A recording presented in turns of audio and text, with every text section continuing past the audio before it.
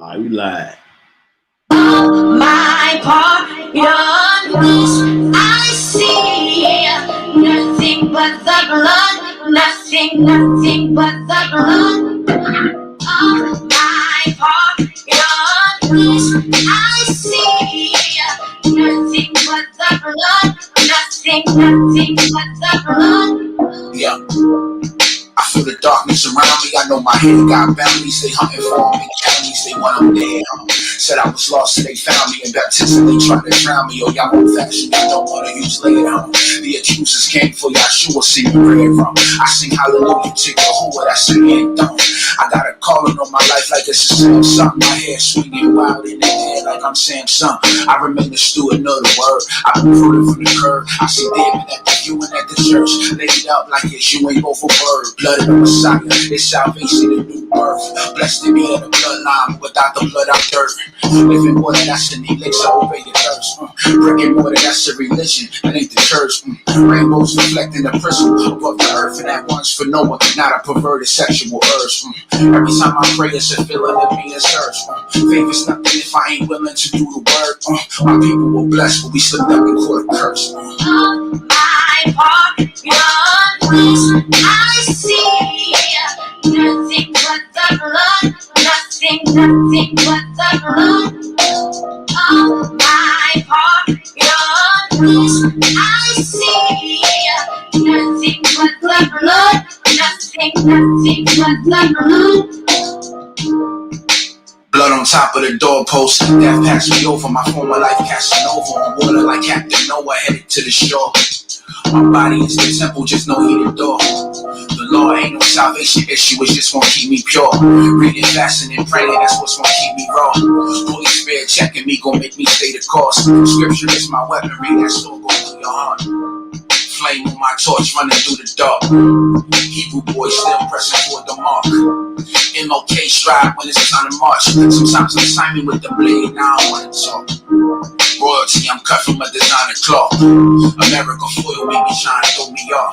Christ was sent to the lost, that's what the words say. And you can't be lost if you wasn't his in the first place. My pardon, I see nothing but the blood, nothing but the blood. My pardon, I see nothing but the blood, nothing but the blood. First of all, in this analysis, I took the blood into a laboratory in Israel. I just said, please examine this blood and tell me what you can tell me about it. All right? They said, well, look, we're going to reconstitute it. We're going to put it in normal saline and keep it at body temperature for 72 hours with gentle swirling. All right, that's their business. That's great. I said, now I want to be there when you check it out. They said, fine. They said, it's human blood. We can tell that. And then I said, take some of the white blood cells and put them in a growth medium. Keep them at body temperature for 48 hours. And they said, well, that'll do no good because it's dead blood. I said, would you please do that for me? And they said, okay, we'll do it. So anyway, I said, I want to be there when you take it out and examine it. So I was back there. They took it out, examined it under the microscope, and the one technician called the other one over there, and then they called the boss over there, and they were talking Hebrew a mile a minute there for a little bit, and they looked at me and they said, Mr. Wyatt, this human blood only has 24 chromosomes in it. Everybody else has 46. You see, 23 from your mother, 23 from your father, 22 autosomes from your mother, 22 autosomes from your father. You get an X from your mother, you may get an X or Y from your father. All right? This blood had 23 chromosomes from the mother's side, one Y chromosome only. You see, the child could not have developed if they hadn't had the autosomes from the mother. So all of his physical characteristics were determined by his mother's side of the family, her autosomes. His maleness was determined by this one Y that came from the source, not a human male. Then they said, this blood is mine. And then they said, whose blood is this?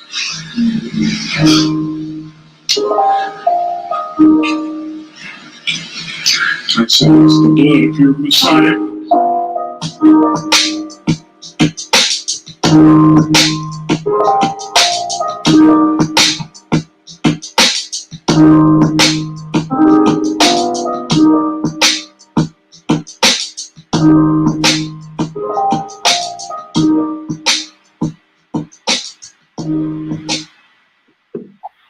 All praise, honor, and magnificent glory is unto our Elohim,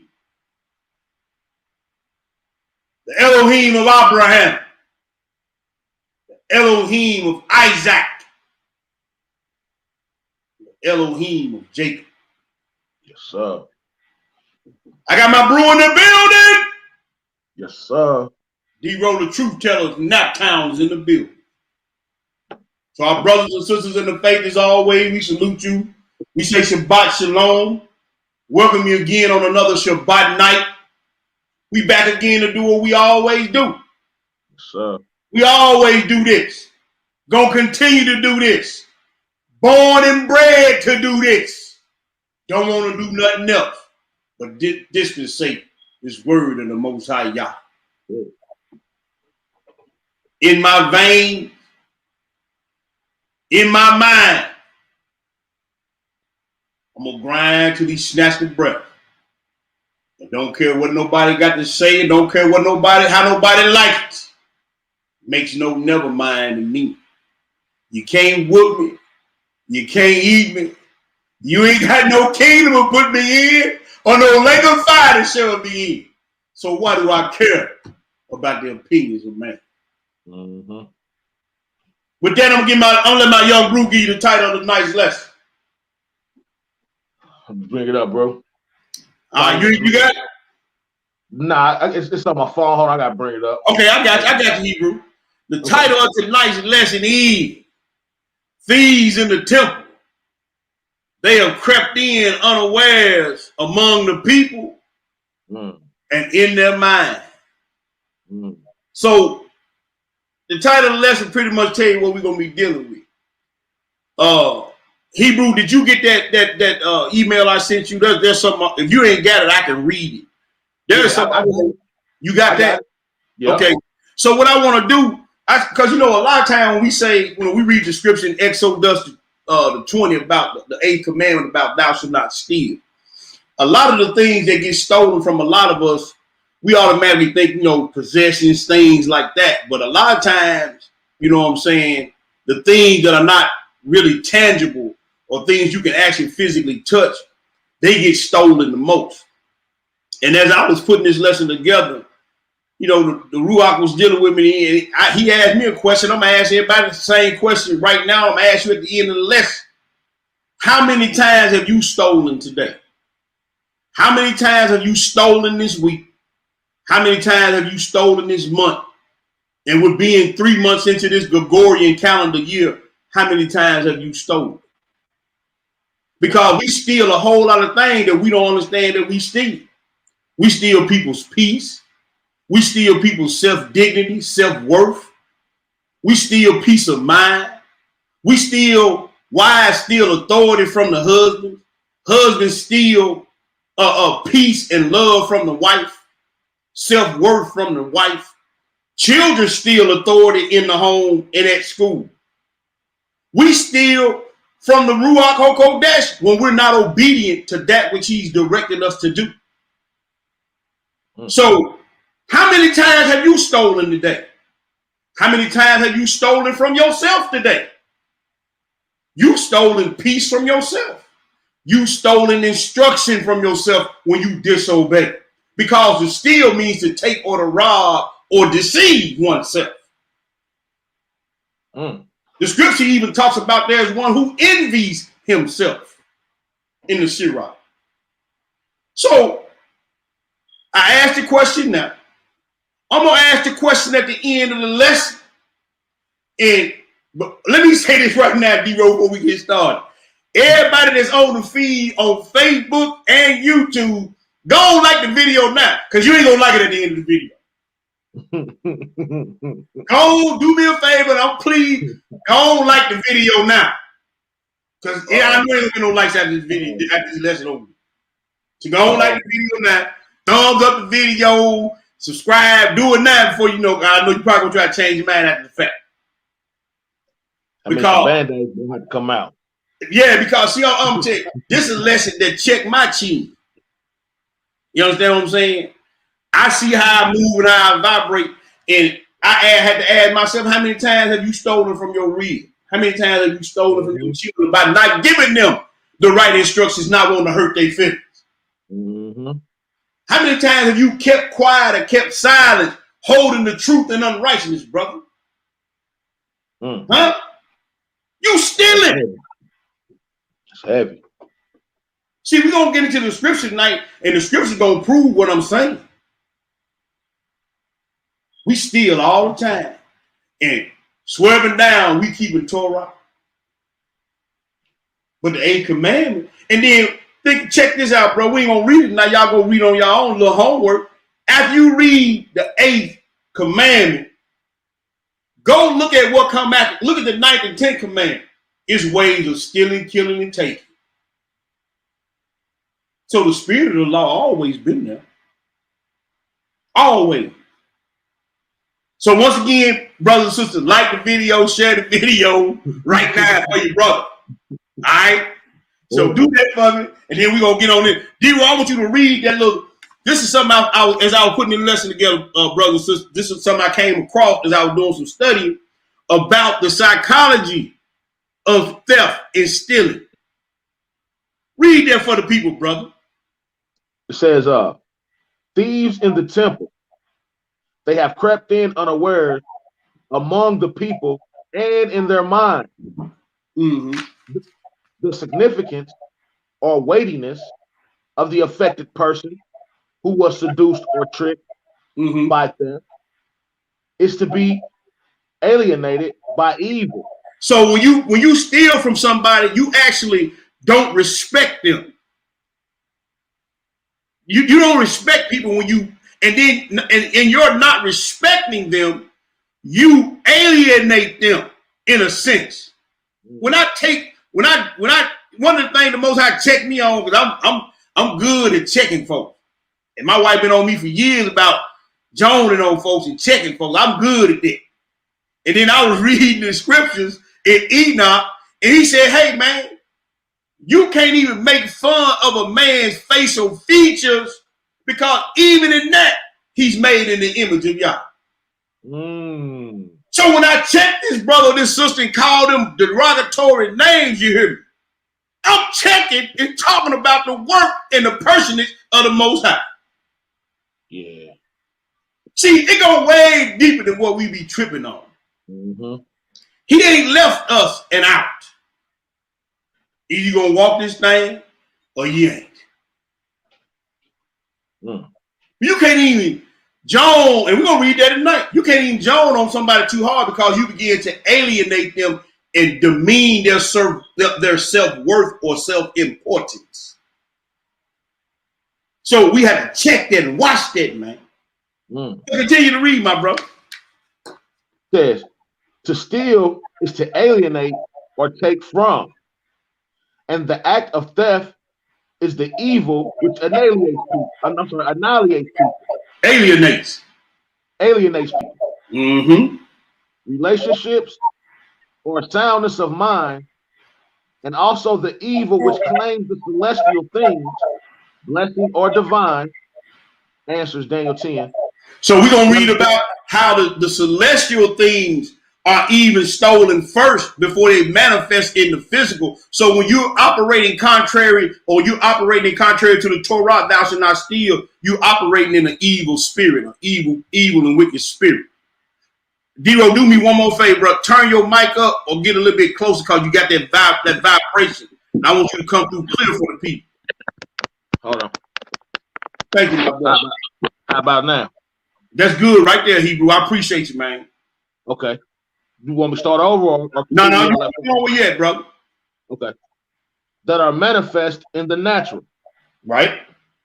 Theft signifies alienation in respect to the abode, Mm-hmm. temple or mind. So the abode that we're going to be dealing with mostly is your body in your mind or your soul. So theft is somebody that came in and took something from out of your abode, or what we're going to be dealing with the temple of the mind. But continue to read, Hebrew. Wait a minute. You good? Of which it takes possession, and from which it casts out or removes out goods and truths, Mm-hmm. and which deals with evil and falsity.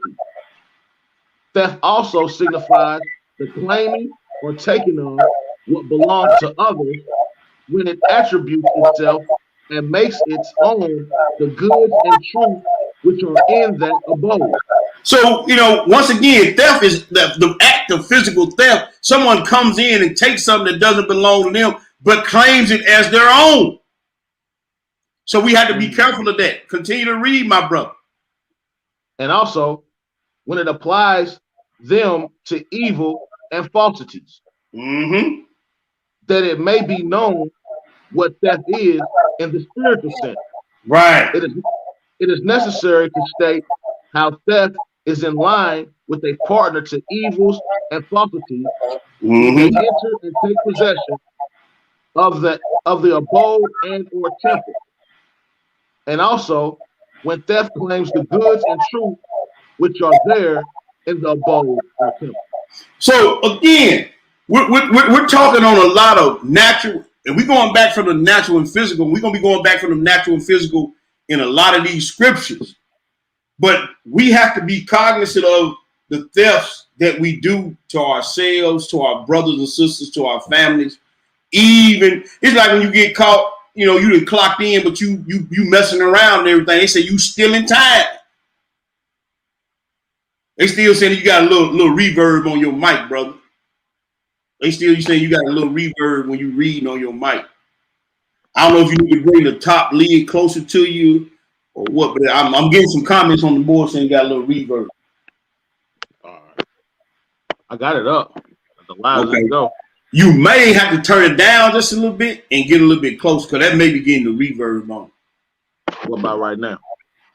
Like right now is good. I think when you start getting on the road, I think while you reading on, you may be moving back and forth and touching the mic or something. I don't know.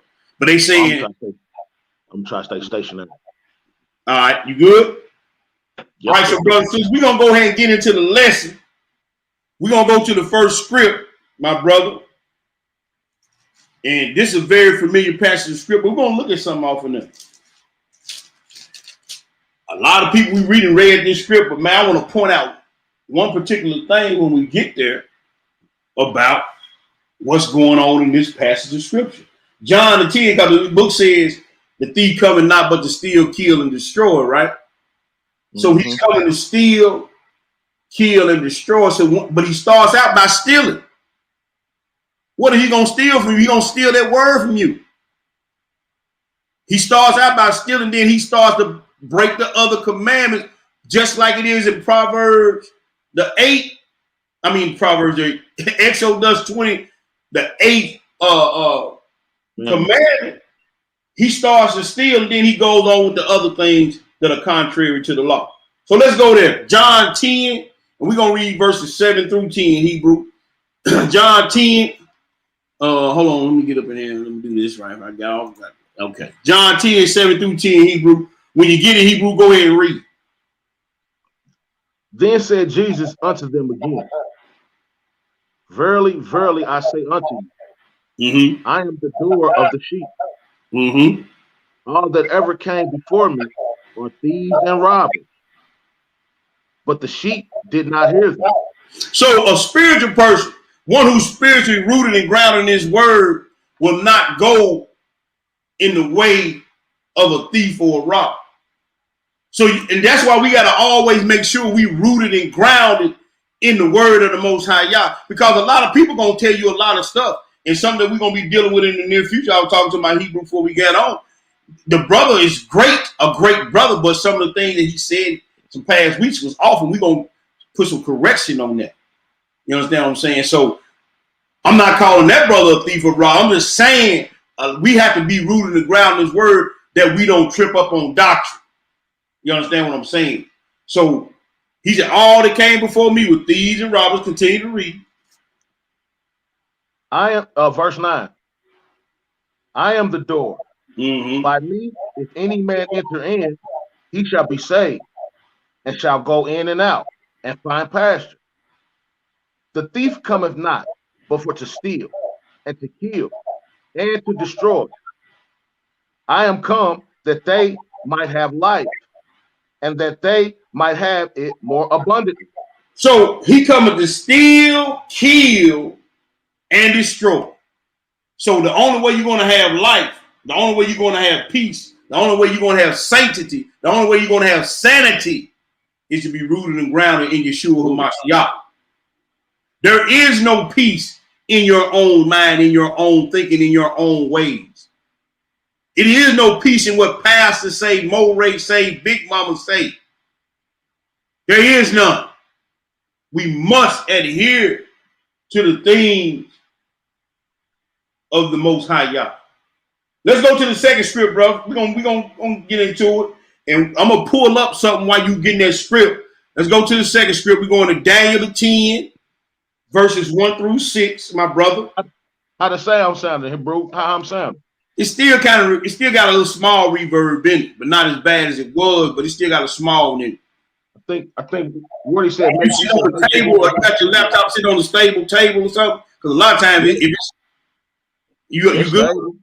Okay. Yeah. I don't know it's probably sounds better right there. Maybe you don't need to lean so close to it. That sounds a little bit better right there. Like it's a little far away, a little away from a little bit. Yeah, that sounds better. All right. Yeah, that sounds better. Let's go to the next spot. Daniel 10. Let's go to the old book. Let's go to the old book. Daniel 10, because we read in that little soliloquy we had about things happening in the celestial realm before they manifest themselves in the physical realm. Did we not, my brother? Mm-hmm. So we gonna get a take. We're gonna get an example of it out of the Tanakh, out of the prophets. Daniel had this same thing told to him. And so, once again, not getting into the lesson coming in the future, fasting is important. Because you can be in the middle of getting an answer and break a fast and not give the power to that which you need to get the answer or the breakthrough that you need. You understand what I'm saying? We're finna read this. Daniel, the 10th chapter, brother. Daniel, pick it up at the 1, Hebrew. Pick it up to 1 and read 1 through 6, then we're going to skip. Said, in the 3rd year of Cyrus, king of Persia, a thing was revealed unto Daniel, whose name was called Belteshazzar. And the thing was true, but the time appointed was long. And he understood the thing, and he had understanding of the vision. In those days, I, Daniel, was mourning 3 full weeks. I ate no pleasant bread, neither came flesh nor wine in my mouth. Yes. Neither did I. He was fasting for 3 full weeks, correct? Correct. Go ahead and read, Hebrew. Neither did I anoint myself at all, till 3 whole weeks were fulfilled.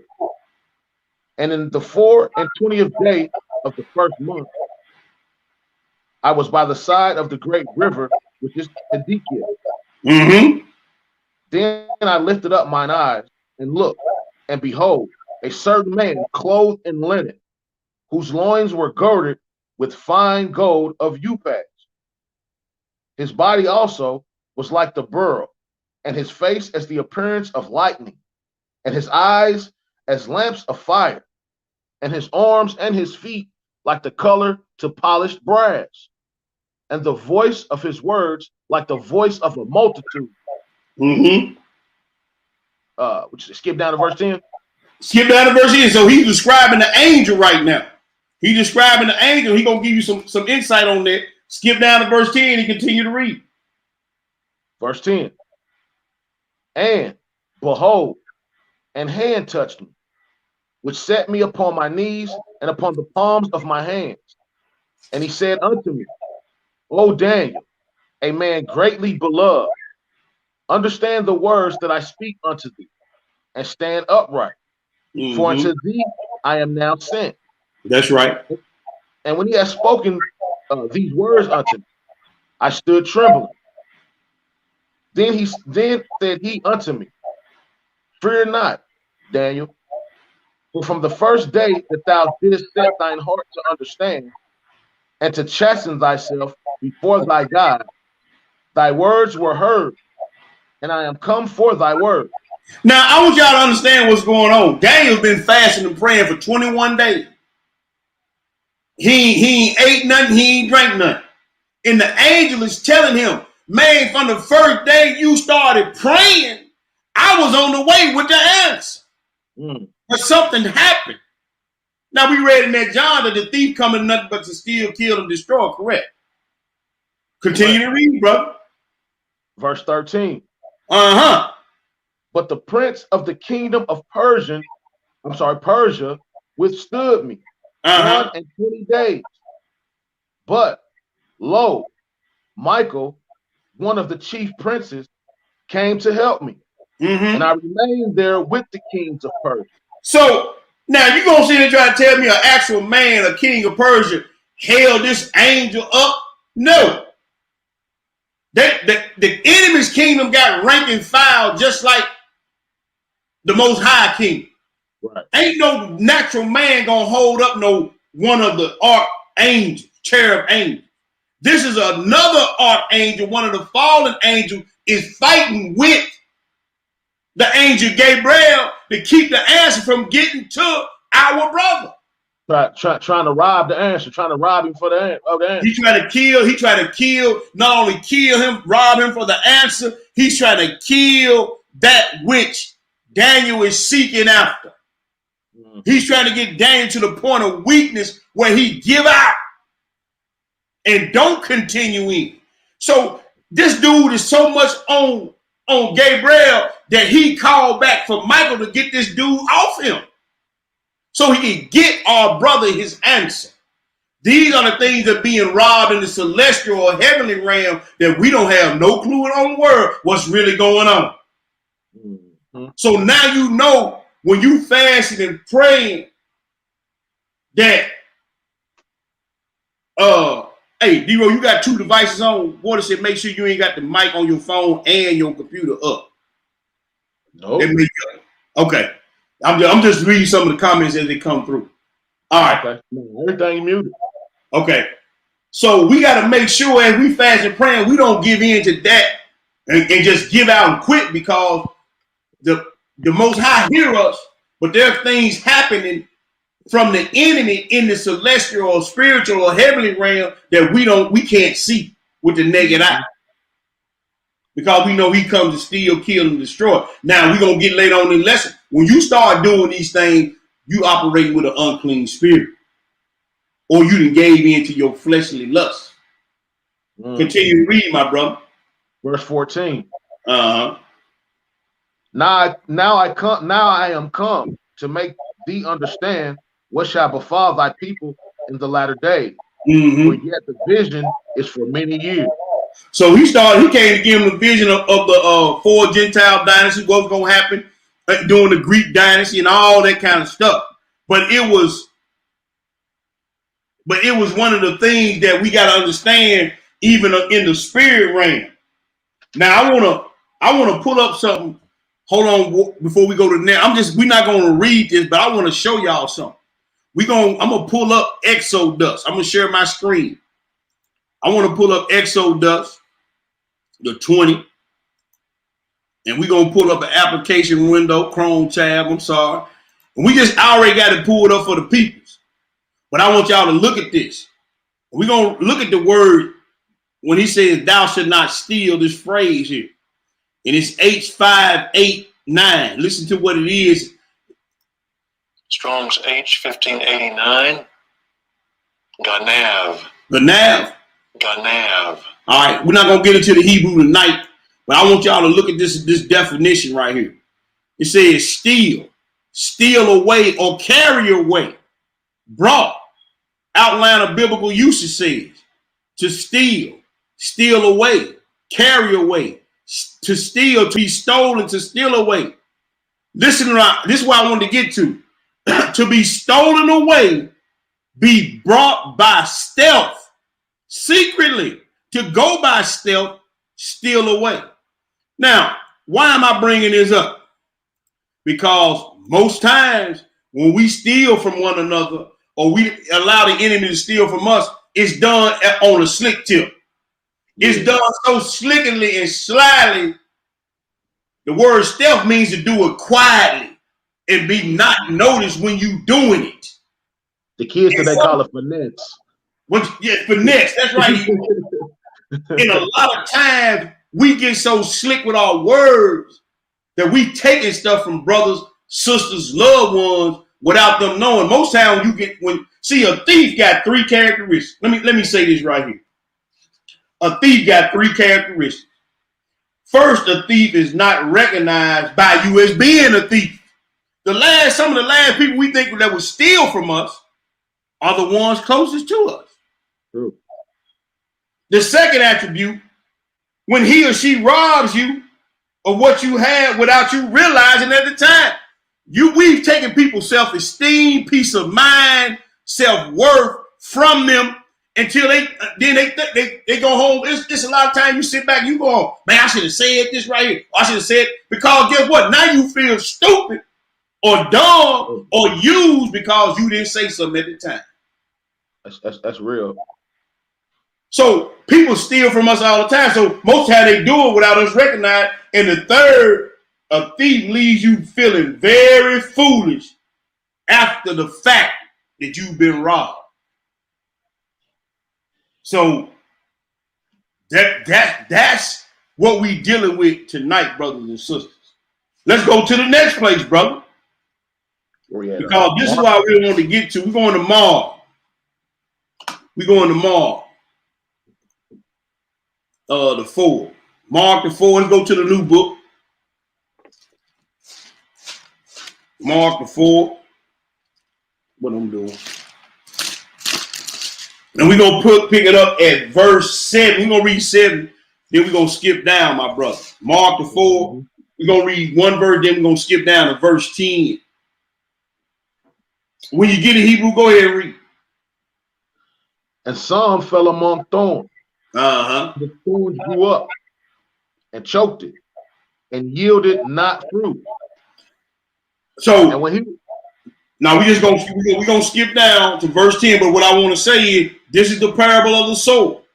But see, when you choke something, that means you taking life from something or someone. To choke someone, to strangle something, is to take away life. We cannot take away life because we do not give life. The book says, "Thou shalt not murder." We've stolen ideas from people. We've choked out dreams from people by our mouth. We done choked out ideas from people. We've stolen ideas from people. It says in verse 7, and some fell among the thorns, and the thorns grew up and choked it, and it yielded no fruit. Now let's go get the explanation of that, brother. Skip down to verse 10 and continue to read. And when he was alone, they that were about him with the 12 asked of him the parable. And he said unto them, unto you it is given to know the mystery of the kingdom of God. That's right. But unto them they are without.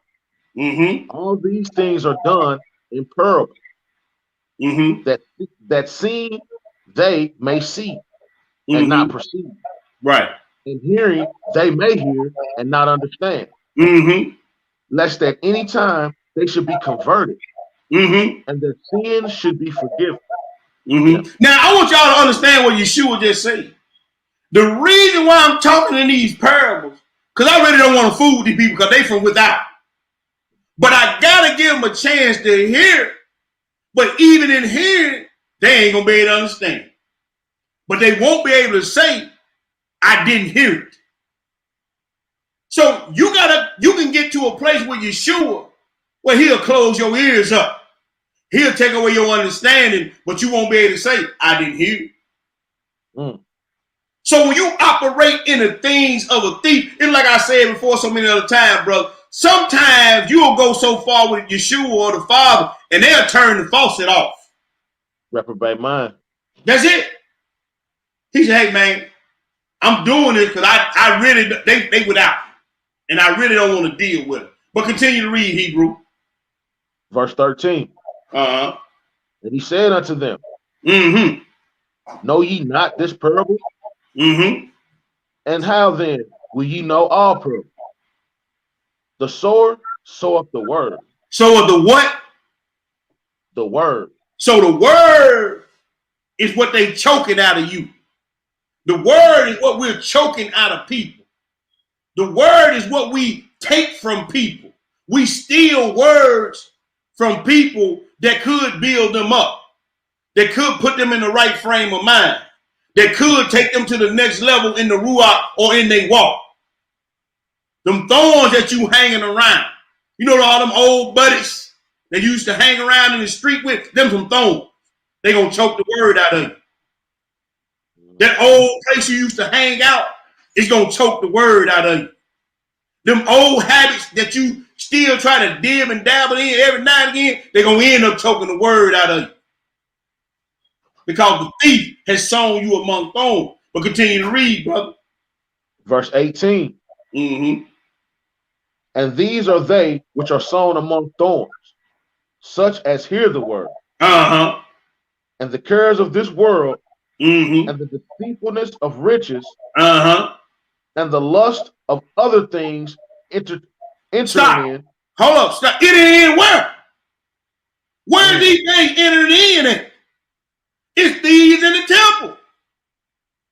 He said the deceitfulness of riches and the lust of other things entering in. Mm-hmm. Choke the word. Finish it out. And it becometh unfruitful.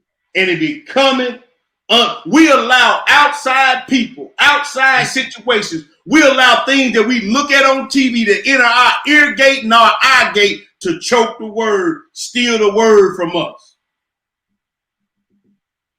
Mm. We gotta watch what we let in our eye gate, in our ear. We gotta stop. We're gonna deal with it unless we gotta stop letting certain people whisper in our ear too.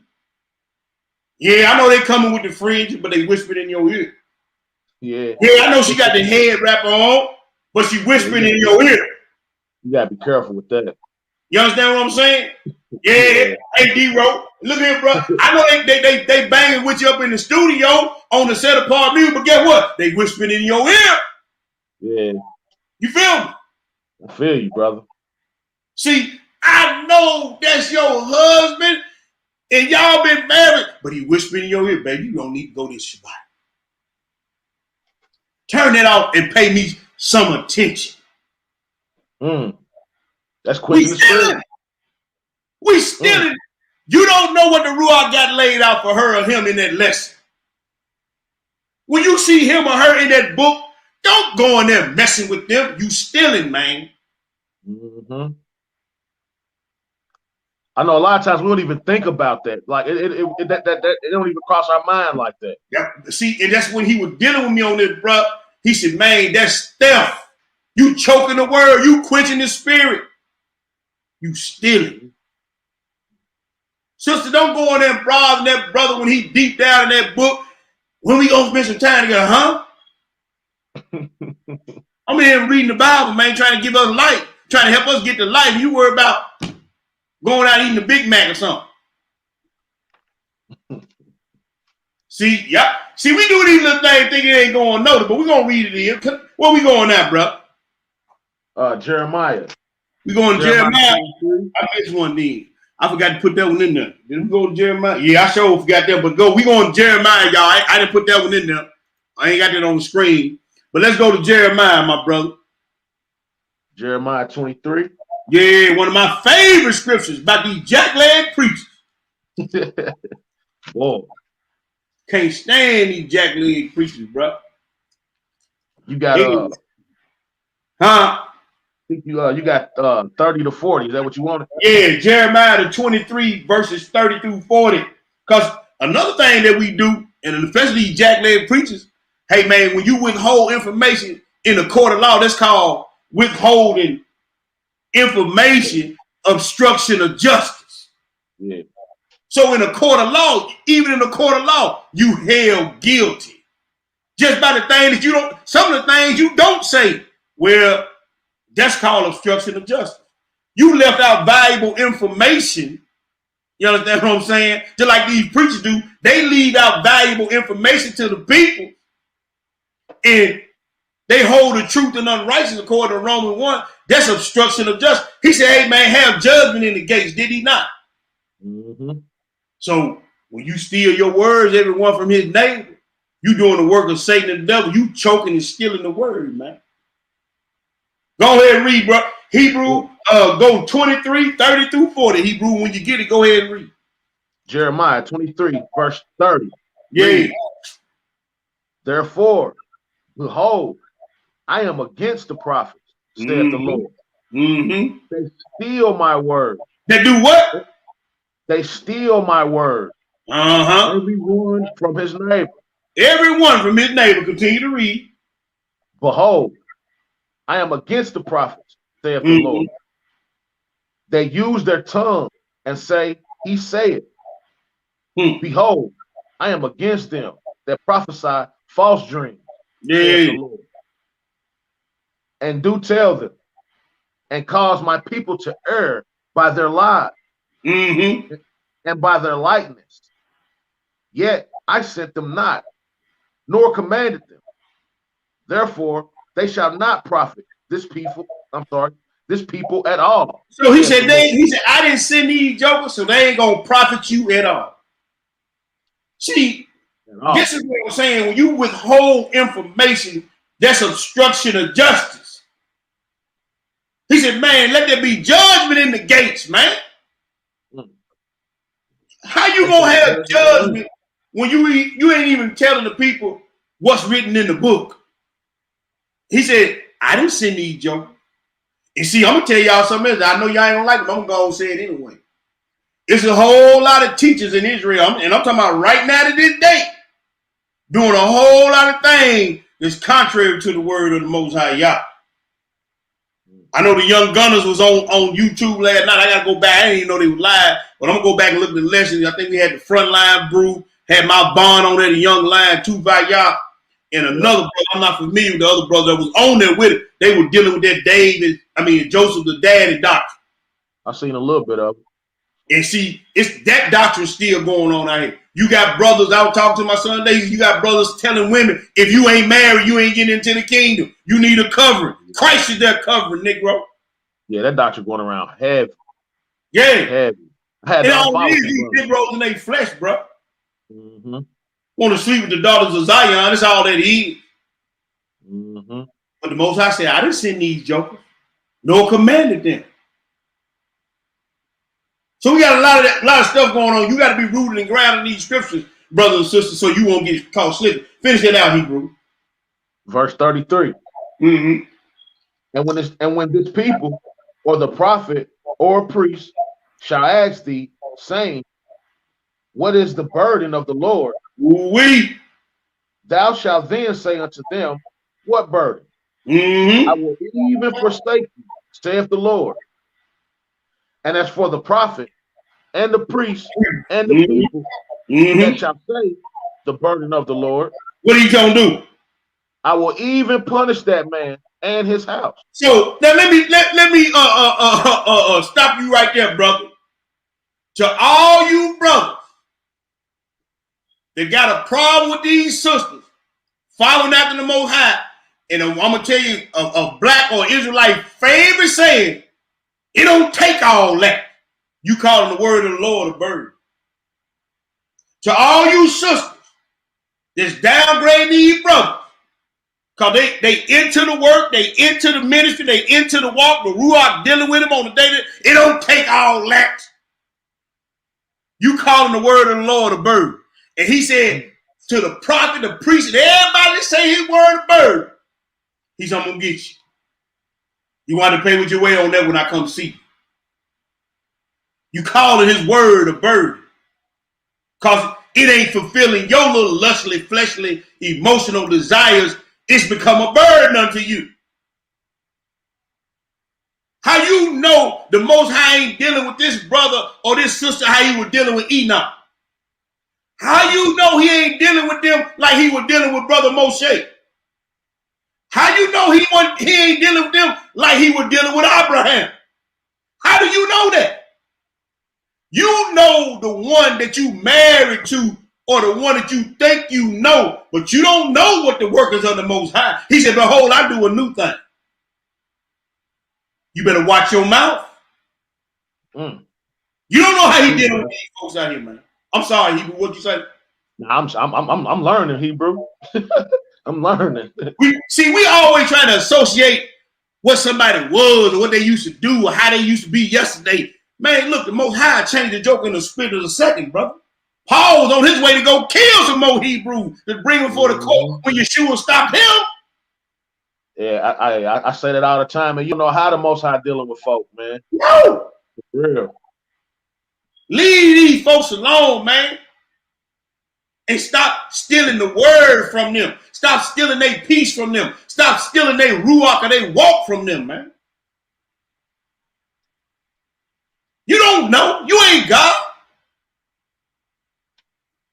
Continue to read, Hebrew. Verse 35. Mm-hmm. Thus shall you say every one to his neighbor, and every one to his brother. What hath the Lord answered? Yes, sir. And what hath the Lord spoken? Mm-hmm. And the burden of the Lord shall ye mention no more. For every man's word shall be his burden. Every man's word shall be his burden. For ye have perverted the words of the living God. That's and right. of the Lord of hosts. Oh, I'm sorry. Let me say it again. Go ahead, Hebrew. For ye have perverted the words of the living God, of the Lord of hosts, our God. Our God.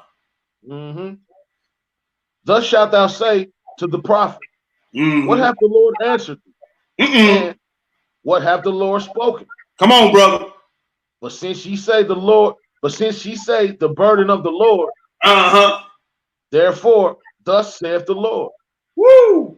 Because ye say this word, the burden of the Lord, and I have sent unto you, saying, ye shall not say the burden of the Lord. Therefore, behold, I, even I, will utterly forget you, and I will forsake you. And the city that I gave you and your fathers, and cast you out of my presence. He gonna do what? Cast you out of his presence. Hey man, y'all hear what the Most High said? He said, since you say this word, the burden of the Most High Yah, and I have sent to you saying, you shall not say this word. He said, even I, will utterly forget you and forsake you and cast you out. You perverted the words of the Most High, man. You stolen the word from his people. Because you say this word. It don't take all that. You're doing that's a new thing. You're doing too much. You need a husband. You're not going to get in the kingdom unless you let me heed you, sister, you become my wife. That's crazy, man. Because you say this word, the burden of the Lord. And he has sent to you saying, you shall not say. You out of here. You out of here. You outside the camp, man. When you outside the camp, you ain't in the presence of your house. Let's go to the next place, Hebrew. Hold on, let me finish that. Go ahead, Hebrew. I'm sorry. Go ahead. Verse 40. Yeah, read that. He said, I will bring an everlasting reproach upon you, and a perpetual shame, which shall not be forgotten. Which shall not be forgotten. Woo! You out of there. Forever. Forever. That's the late. Yeah, he said, which will not be forgotten. Yeah, that's the lake, man. Yes, sir. Moving on to the next place, go back to the new book, James. I think I got that in there. Yeah, you got James next. James 1. Yeah, I got that in there. Okay, we back. Now we back on the scene. All right, James 1. We're gonna read 21, 21 through 26 Hebrew. And the precept to this James the 1 is Sirach the 14 and 6, is the one who envies himself. You stealing from yourself, you hate yourself. It's something wrong with your mentals. Your spirit is off. James the 1 Hebrew. Pick it up at 21, read 21 through 26. What did it say, my brother? Says, wherefore, lay apart all filthiness and superfluity of naughtiness, and receive with meekness the engrafted word, which is able to save your soul. Come on now. But be ye doers of the word, and not hearers only, deceiving your own self. For if any be a hearer of the word and not a doer, he is like unto a man beholding his natural face in a glass. So verse 20 say you deceive your own self. That means you're stealing from your own soundness of mind when you hear the word and don't do it. You rationalize in your mind that you don't have to do that. Same thing the people told Jeremiah. We hear what you say, Jeremiah, but as from the word that you speak to us, we ain't gonna do it. You still, number one, you stealing from the authority of the word. I didn't mean to cut you off, Hebrew. Go ahead. No, I was gonna say that's breaking Proverbs where it say, don't lean not to your own understanding. That's right. That's right. That's right, Hebrew. And so you deceive yourself when you hear the word and don't do the word. How many times this week have we done this? How many times a week we've done something contrary to the word and the Ruach came up and said, you know you shouldn't have done that. Don't go that way. Go this way. We go the way we want to go anyway. We don't say that to your brother. Don't say that to your sister. And we say it anyway. Say it anyway. Yeah, that's I've done that before. I'm guilty of that. I ain't gonna even lie. I know, bro. Not even put these lessons together. You can best believe you can see my back. You wouldn't see number whips and stripes on my back. For real, man. Me and my wife done had them conversations where I don't say that, and you say it anyway, and the whole argument blow up. You know, and then look, you done stolen peace from your house. You taking peace out the house. It's heavy, man. You taking peace out the relationship, Hebrew. We steal from one another and from our homes and from our walk all the time because we've allowed thieves in the temple. And sometimes they done crept in and we don't even know. They crept in unaware. And that'd be the thing, you don't even know it, but it'd be a couple of days later, the Ruach tell you, you'd be like, dang. Yep. Exactly. I shouldn't have said that. Baby, I'm sorry. I shouldn't have said that. Right. Hey, and see, look, the book tell you in Jeremiah, and I was talking to my real about this, man, the book tell you in Jeremiah, it's the small foxes that destroy the vine. It ain't, when people break up, when people get divorced, when people leave each other, what do they say? They don't say, well, she caught him cheating on her, or she caught him texting somebody, or she spent too much money. They say irreconcilable differences. Because when they go to the courtroom, they can't even remember what they get a divorce by. Because it's been the build up of so many small things. They just, man, I just want out. It's too much about him, too much about her. I just can't take it no more. It's a build up. The small foxes that ate on the vine so long, ain't no more fruit growing on them. That's heavy. That's why we can't be stealing from one another and from ourselves, even in our mind and our mental. Well, you know, he used to be at the gym working out all the time. Now look at his fat ass. Well, it's the same one that you fell in love with that treat you like a queen. Man, she used to have a Coca-Cola bottle shake, man. Man, she looking bad. She down bad right now. That's the same one that was with you when your ass was laid up in the hospital. When them drug boys was on you for to tap you out, she was the one that hid you and took care of you. You won't do away with all that when all you really need to say, baby, let's go work out. Yep. And continue to build instead of steal. But I'm getting off track, brother. I'm sorry. Let's go to the next one. Let's go to the next spot, man. I'm off track. Hold on, I'm at verse 24. You want me to finish that out? Go ahead, yeah, go on and finish it out. For he beholdeth, verse 24, for he beholdeth himself and goeth his way, and straightway forgetteth what manner of man he was. See, go ahead and read. But whoso looketh into the perfect law of liberty, the perfect law of liberty, he being not a forgetful hearer, but a doer of the word, this man shall be blessed in his deed. That man shall be blessed in his deed, my brother. Yes, sir. Now, let's go look at a little bit of this whispering that we do so much. Even in our mind, we whisper. Let's flip over to James the 3. It's finna get a little testing right now. We finna get into these unstable waters. You know what I'm saying? If you see me break out in the sweat, cause the Ruach tearing my butt up over here. Hey, boy, you and me both. You understand what I'm saying? So, James the 3.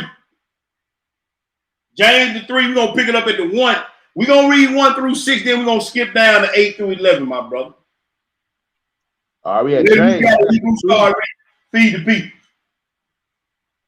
James 3, verse 1, read. My brethren, be not many masters, knowing that we shall receive the greater condemnation. And see, I want to say it right here. All y'all brothers, y'all young gunners that's coming up, all you elder brothers that's teaching, you may not want to be a teacher because everything you say, he said, we going to receive the greater condemnation. So you want to rush up here on the Russian or rush up here on the camera and be a teacher? You might want to think twice about this. If you know he ain't dealing with you in a certain way, hey man, he said because you gonna receive the greater condemnation. If you let something flow out your mouth and you offend one of these little ones, or you hold the truth and unrighteous, or you steal my word from your neighbor. Continue to read, Hebrew. For many things we offend all. If any man offend not in word, the same is a perfect man, and able also to bridle the whole body. Right. Behold, we put bits in the horse's mouth, and they may obey us, and we turn about their whole body. Behold also the ships, which though they be so great and are driven of fierce winds, yet are they turned about with a very small helm, whithersoever the governor listeth. That's right. Even so, the tongue is a little member. Right. And boasteth great things. That's right. Behold, how great a matter a little fire kindled. So, when you set something on fire that is not yours, I'm going to go this route with it, Hebrew. Okay. What have you done? They call you an arsonist. You have taken something from somebody that was not yours by fire. Well, we gonna make it plain. We gonna get there. Keep on read. Go ahead and read. Verse 6. And the tongue is a fire. A world of iniquity. A world of iniquity. Go ahead and read. So is the tongue among our members, that it defileth the whole body, and setteth on fire the course of nature, and it is set on fire of hell. It set the course. See, and once this course, see, that's why you got to watch your mouth, brothers and sisters. Because once you set this thing on course, the course of nature is to burn till there ain't nothing else left to burn up. See, once the course of nature has been set in motion, that fire gonna burn. That relationship gonna get burned up. That friendship gonna get burned up. Your peace of mind gonna get burned up. Your marriage gonna get burned up. Your children gonna get burned up. Once you, that's why I tell people, watch that little thing up under your nose now, because you finna say something that you ain't gonna be able to get your butt out of trouble with. Because once you set this thing on course, nature gotta take its course. Fire burns until there's nothing else to burn up. And as long as something that'll burn, it's gonna continue to burn. Mm-hmm. That's just the nature of what fire does. Am I right, my brother? Yes, sir. And we throw fuel on the fire, not even knowing. See, you see what I'm saying? You know what I'm saying? We throwing fuel on the fire, Hebrew. Not even knowing. We wondering why the assembly gone. We wonder why the brotherhood gone. We wonder why the sisterhood gone.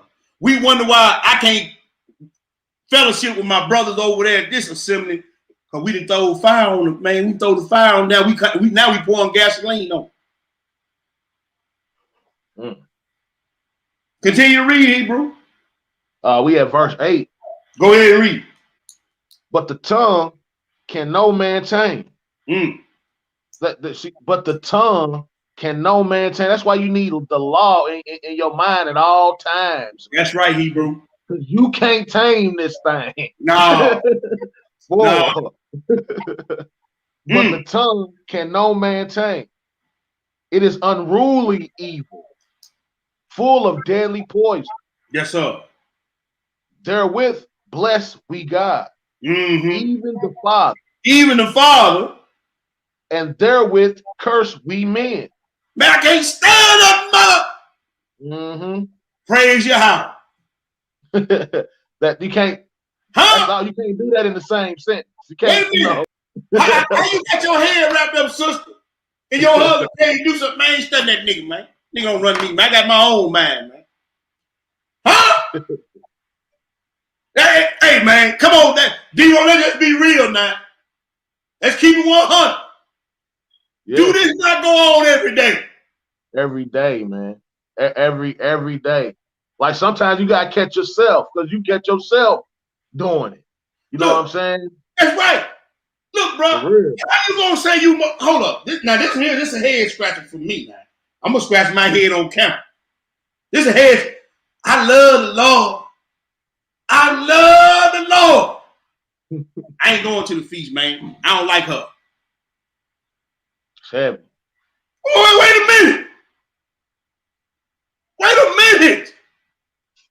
You over there throwing your arms out of socket, and your wife come to the feast looking like a raccoon for you to beat the brakes off of her.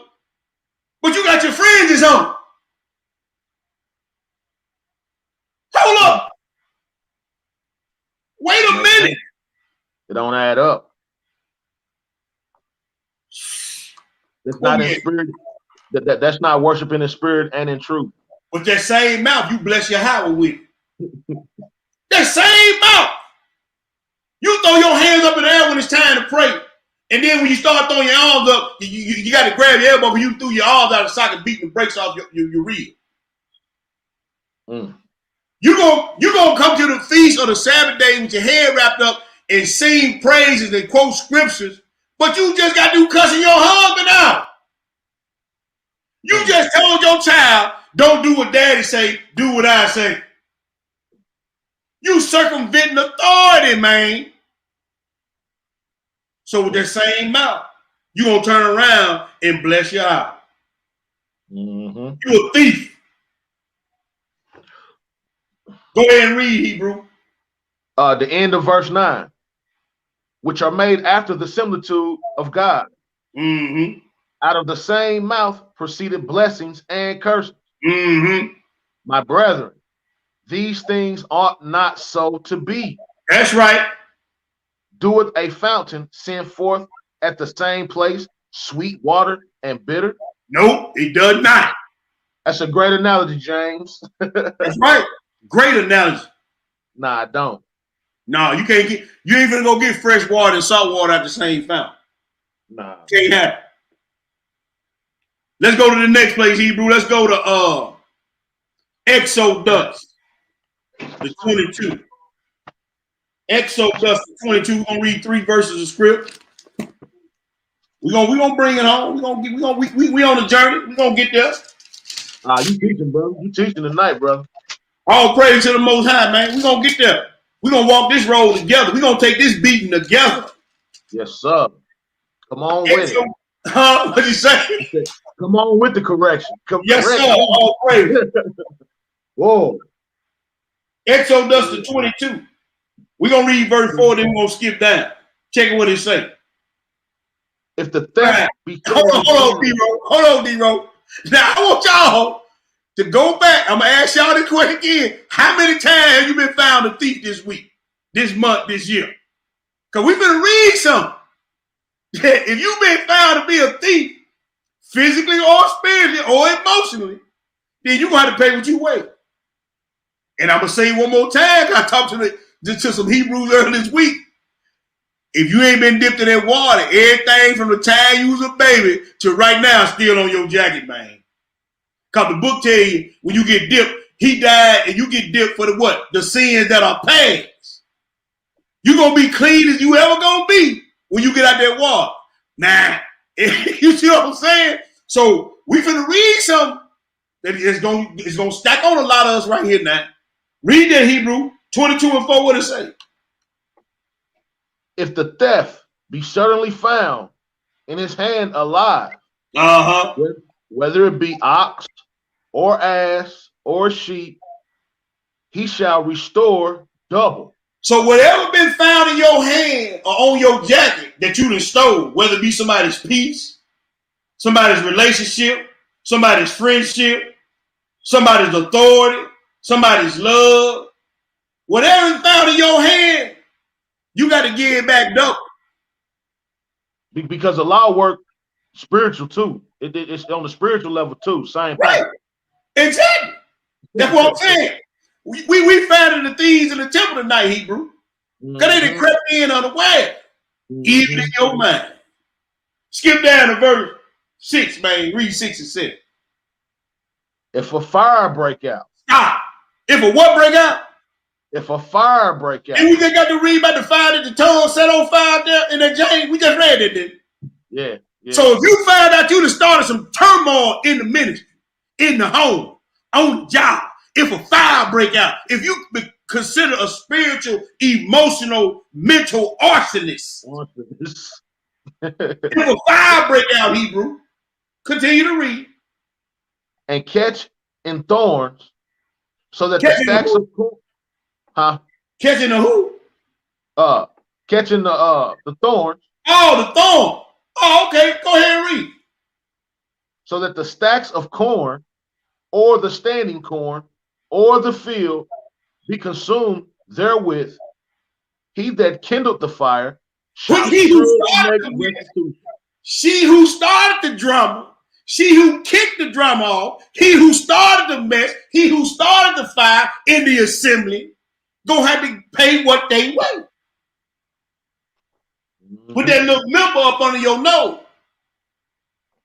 See, whoever started the fire, man, when you steal something, when you set something on fire, you kill something that is not yours to kill, you got to pay what you weigh. You gonna surely get restitution. So all y'all ones that have started stuff up in the Order of Melchizedek Assembly, just know payday is waiting. Don't think you, he said, because I didn't answer you speedily, you thought you got away with something. Ain't that what it said in Psalm 50, my brother? So you started a fire up in here in this ministry. You started a fire in your home. You started a fire between brothers and sisters in relationship. You're going to have to pay that. You're going to have to pay that. That's what the law said. I like how you came up with the law with it. That's right. You going to pay it. Continue to read, Hebrew. Verse 7. If a man shall deliver unto his neighbor money or stuff to keep, or what? money or stuff to keep. Oh, wait a minute. I had to stop you right there, Hebrew. D-Roll, hey, man, I hit a lick, man. I'm going to break you off something, man. Just don't tell nobody. Man, T hit a lick, I get broke in and get robbed. I gave you a word to keep, brother. I gave you a secret to keep, and you done went and blared it out. Or stuff to keep, continue to read. And it be stolen out of the man's house. If the theft be found, let him pay double. Let him pay what? Double. Oh, so when I give you a word, somebody give me a word, and I go blab it all over the place. And then somebody get hit, get their head hit or something stolen or taken from them, or a friendship dissolved because somebody told me something in confidence that I wasn't supposed to tell, and then these two folk end up falling out. Then I got to go fix that. Yep. But guess what I done? I done lost 2 friends. Man, you shouldn't have said nothing. The fire consumed them. See, that's what I'm saying, bro. This the law. Whoa. Where we at, Hebrew? Yeah, hey, this lesson hitting hard, bro, for real. 2 vibe. All praise to the Most High, bro. Hallelujah. Proverbs. Are we going to Proverbs 16, man? 16, yep. We're going to Proverbs 16. You hear me? And we walking this thing down, brother. All this whispering, backbiting, tail bearing, starting up fires and burning down relationships and assemblies and marriages and friendship. All this stuff got to stop between Israel, man. We're supposed to be a peculiar people. How we peculiar and doing everything everybody else doing? What makes us different from them? How we settle our difference, how we interact and act with each other and between each other. That's why we supposed to be peculiar. Yep. Proverbs 16, Hebrew. 25, then we're going to skip down, read 27 through 30, my brother. When you get it, go ahead and read. Just a little precept. We're going to throw it off in there. Go ahead and read. It says, there is a way that seemeth right unto a man, but the end thereof are the ways of death. Are the ways of what? Death. All right, go ahead and read. Verse 27. An ungodly man diggeth up evil. An ungodly man diggeth up evil. And in his lips there is a burning fire. There it is again. Go ahead and read. A froward man soweth strife. And a whisperer separateth chief friends. Do what? He separates chief friends. Now that's what I was just saying. I tell this brother something in confidence. He know me and this other brother or sister don't get along, you hear me? He go out there and tell him or her, now you the separate, you see, bro, I can't trust you no more. See, you separating chief friend, you separating all, you bring separation, man. You sowing discord amongst the brother, you sowing discord amongst the sister. You a thief. And hey, that's right, man. I call it true. A lot of people don't study to know that these things is in the law. That's why it is so much going on. Yes. We always thinking about the physical, thou shalt not steal. Yep. We always thinking about the physical when we go to the law. Like me and this brother were talking about before the lesson. It's so many, the ordinance is spiritual and prophetic. The ordinance is our spiritual and prophetic all by themselves. We ain't even talking about the actual statutes and commandments, but just the ordinances are spiritual and prophetic. So once again, y'all, we think we getting away with something, but we really ain't. Did you finish it out, my brother? We on verse 29. Go ahead and read. A violent man enticeth his neighbor. And leadeth him into the way that is not good. It is not good. Go ahead. He shutteth his eyes to devise forward things. Moving his lips, he bringeth evil to pass. You hear what he said? He said, closing his eyes, he pondering, thinking on how he gonna bring this evil upon his brother. And then with his lips, I'm gonna do it. I'm gonna get it. I'm gonna get him. They bring it to pass. Ooh. He got us down pat, don't he? Yes, yes, he We does. can't run. Yes, he does. All right, let me share the screen, Hebrew. We finna go to the Old Testament pseudepigrapha for my brother. And we gonna go to let me get this Chrome tab open. I thought I had, there we go. Yeah, we in there. Mine ain't loaded up. Oh man, I don't know if the people gonna be able to see. Hold on, Hebrew. Cause we gotta go to page 907. Yep. And I don't know if all my stuff can load up. I thought I had it loaded up.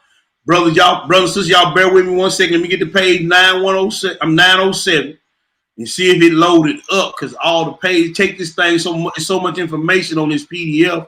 It take it a minute to load up, and I thought I did it before the lesson, so y'all can read along with us. But it's something, man. Isaac, we going to the Testament of Isaac, y'all. You know, I'm hoping it's loaded up. No, it ain't loaded up yet. Well, let me unshare the screen. To those who don't have the Old Testament pseudepigrapha, let me cancel that. If you don't have the Old Testament pseudepigrapha, y'all, I tried to load it up before the lesson because there's so many pages. But we're going to the Old Testament pseudepigrapha, the Testament of Isaac. I tried to load it up, family, but it just wasn't acting right for me. I apologize. I should have tried to do a little bit earlier, but you know how it is. I apologize. But we're going to the people that do have it. We're going to page 907 in the pseudepigrapha volume 1, the Testament of Isaac. And we're going to pick it up, my brother, at verse 11. This is a conversation between Jacob and his daddy Isaac. Look at some of the stuff that he tell him. Understand this. Verse 11 through 22. When you get in Hebrew, go ahead and read. Says, then someone, Jacob, said to him, begin for me a discourse, that I may be consoled by it and hold fast to it. Uh-huh. So our father Isaac said to him, if you speak in anger, guard yourself from slander, and beware of empty boasting. You ain't nothing without me. I made you what you are. You ugly so-and-so. So basically, Isaac is telling us, you probably should be slow to speak when you angry. Yes, sir. Because you're going to let something come out your mouth that's going to take somebody. Now, look what he does. You finna take something. You're going to take some dignity, some self-worth, some mental clearness, some self-esteem. You're going to take something from somebody when you open your mouth in anger. Go ahead and read, brother. See that you do not converse alone with a woman. What, huh? Wait a minute, brother. Why not? Man, that's just my friend at work, man. Ain't nothing popping on that, man. Me and her straight. We like brother and sister. Yeah. Yeah. Okay. All right. Yeah. All right. Go ahead and read, bro. See that you do not converse alone with a woman. Mm-hmm. Be careful that an evil word does not come forth from your mouth. Uh-huh. Guard your body. Stop right there, D-Ro. Stop right there. He said, guard your body. If somebody can't steal anything, why would you be trying to guard it? Why do you lock your door? Because there's a potential for theft. There's a potential for somebody to break in. Why is he telling you to guard your body? Mm-hmm. Go ahead and read. And then he say that it may be pure. That it may be pure. So that means you guarding this. There you go, Hebrew. There you go. For it is the temple, of the Holy Spirit. So you're supposed to be guarding your temple at all times and at all costs. Mm-hmm. Go ahead and read. Which dwells within it. Uh-huh. Take care of the lesser function of your body. That what? That it may be pure and sanctified. Why is he telling you to take care of the lesser functions of your body? Because just like the ordinances are to the law and the statutes and the commandments, the lesser parts of your body are just like that to the temple.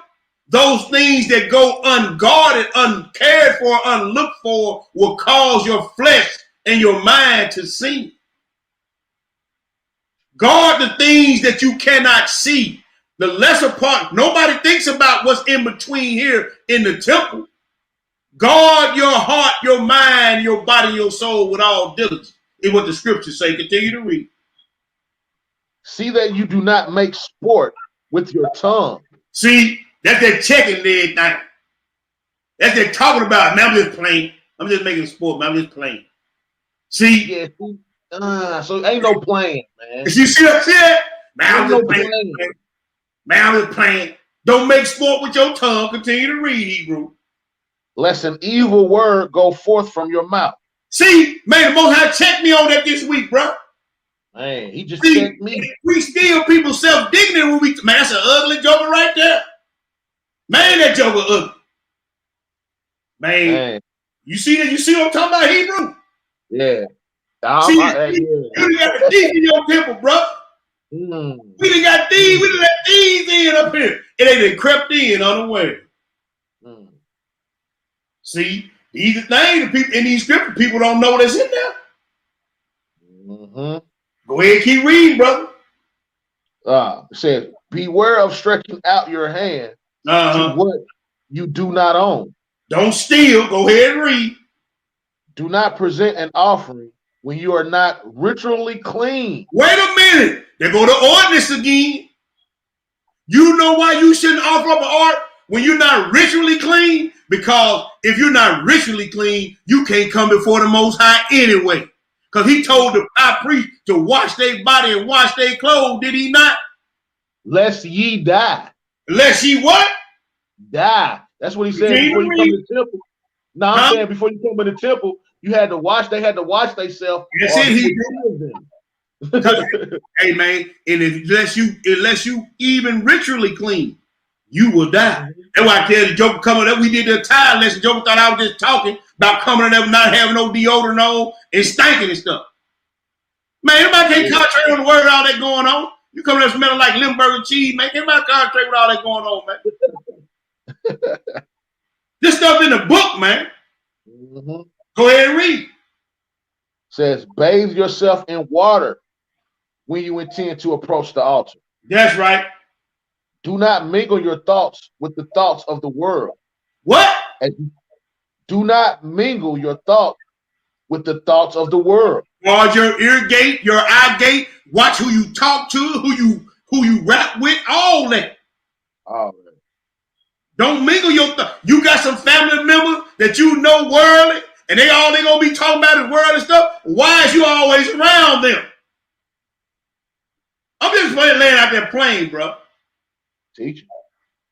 You got friends and family that's of the world, but you always around them. When it comes to talking to your brothers and your sisters, you got every excuse in the book not to be around them. Yeah, I know it go on. You understand what I'm saying? You done made alliances with other organizations. You understand, before you came into this walk. But guess what? Who is my brother, my sister, and my mother? My brothers ain't the one that's throwing up the Q-Dog sign. That ain't my brother. See, I'm gonna get on everybody tonight. Them sisters going around there, skate with. They ain't your sister. Who is my mother, my brother, and my sister? Those that do the will of my Abba. But you rather be around Ski Wee and her. You rather be around them. And I'm going to tell you something else. I know there's a whole lot of Hebrew Israelites still hanging on to them gang affiliations too. I got one coming out on that. I'm going to try to, Lord willing. All right, okay. Well, I ain't going to say nothing else on that then, bro. Message to my neighborhood. Okay, I'm going to let you deal with that then. But you know what? There's a lot of brothers out there, man, still hanging on to that in the Hebrew walk. And I'm talking about in the Hebrew walk. How in the hell are you going to be a vice lord and say you a Hebrew Israelite? You say you a lord of vice. What kind of garbage is that? How you going to be a lord of vice and call yourself a Hebrew Israelite? But anyway, I digress. Go on, keep on reading, bro. Good. I'm going to read that again. It says, do not mingle your thoughts with the thoughts of the world. Right. as you stand at the altar in the presence of God. Make your offering so that you may be a peacemaker between men. Mm-hmm. As you are about to present your offering to God, when you have moved forward to approach the altar, you shall pray to God 100 times without ceasing. You hear that? So, hey man, the main thing I would have got, don't stretch your hand if something ain't yours. Huh? That right, too. These jokers moving like gangs too. Well, hey, I know my Hebrew gonna bring the thunderclap on that. He Yeah, gonna bring man. the thunderclap on that. Because my neighborhood caught up in the heavy, boy. But we ain't gonna get off topic though. Yeah. But hey, I'm waiting on that one. Let's go to the next. Oh my goodness. And you thought that boat was rocking Hebrew? We finna rock the boat for real right now. With this Leviticus. we finna rock the boat for real now. Some of y'all might well go and turn it off. I already know. Y'all go and turn the lesson off, some of y'all. Let's go to Leviticus 19. Leviticus the 19, Hebrew. Let me get there and stop running my mouth. Leviticus the 19. Oh boy. Leviticus 19, Hebrew. We're gonna pick it up. We're gonna pick it up at 11. We're gonna pick it up at 11. We're gonna read 11 through 13, then we're gonna skip a little bit. Because falsely accused, falsely lying, or defraud is stealing. Am I lying, my brother? That's what we've been reading. Now we're gonna read something, then I'm gonna ask a few questions. Pick it up at the 11, bro. What do it say? You shall not steal, neither deal falsely, neither lie one to another. Okay. Now I want y'all to remember that.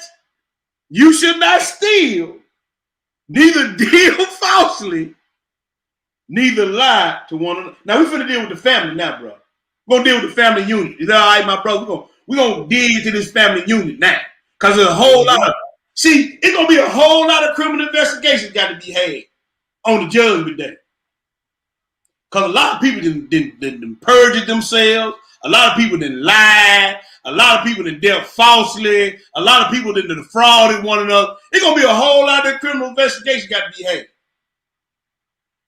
Whole lot of criminal investigation. You sure going to be doing a whole lot of criminal investigation. And him being a judge, jury, that's cute. He building up a case on everybody. Because the books was open. And another book was open. And the people were judged according to the thing that was written in the books. So let's keep it rolling. Keep on reading, Hebrew. Verse 12. Uh-huh.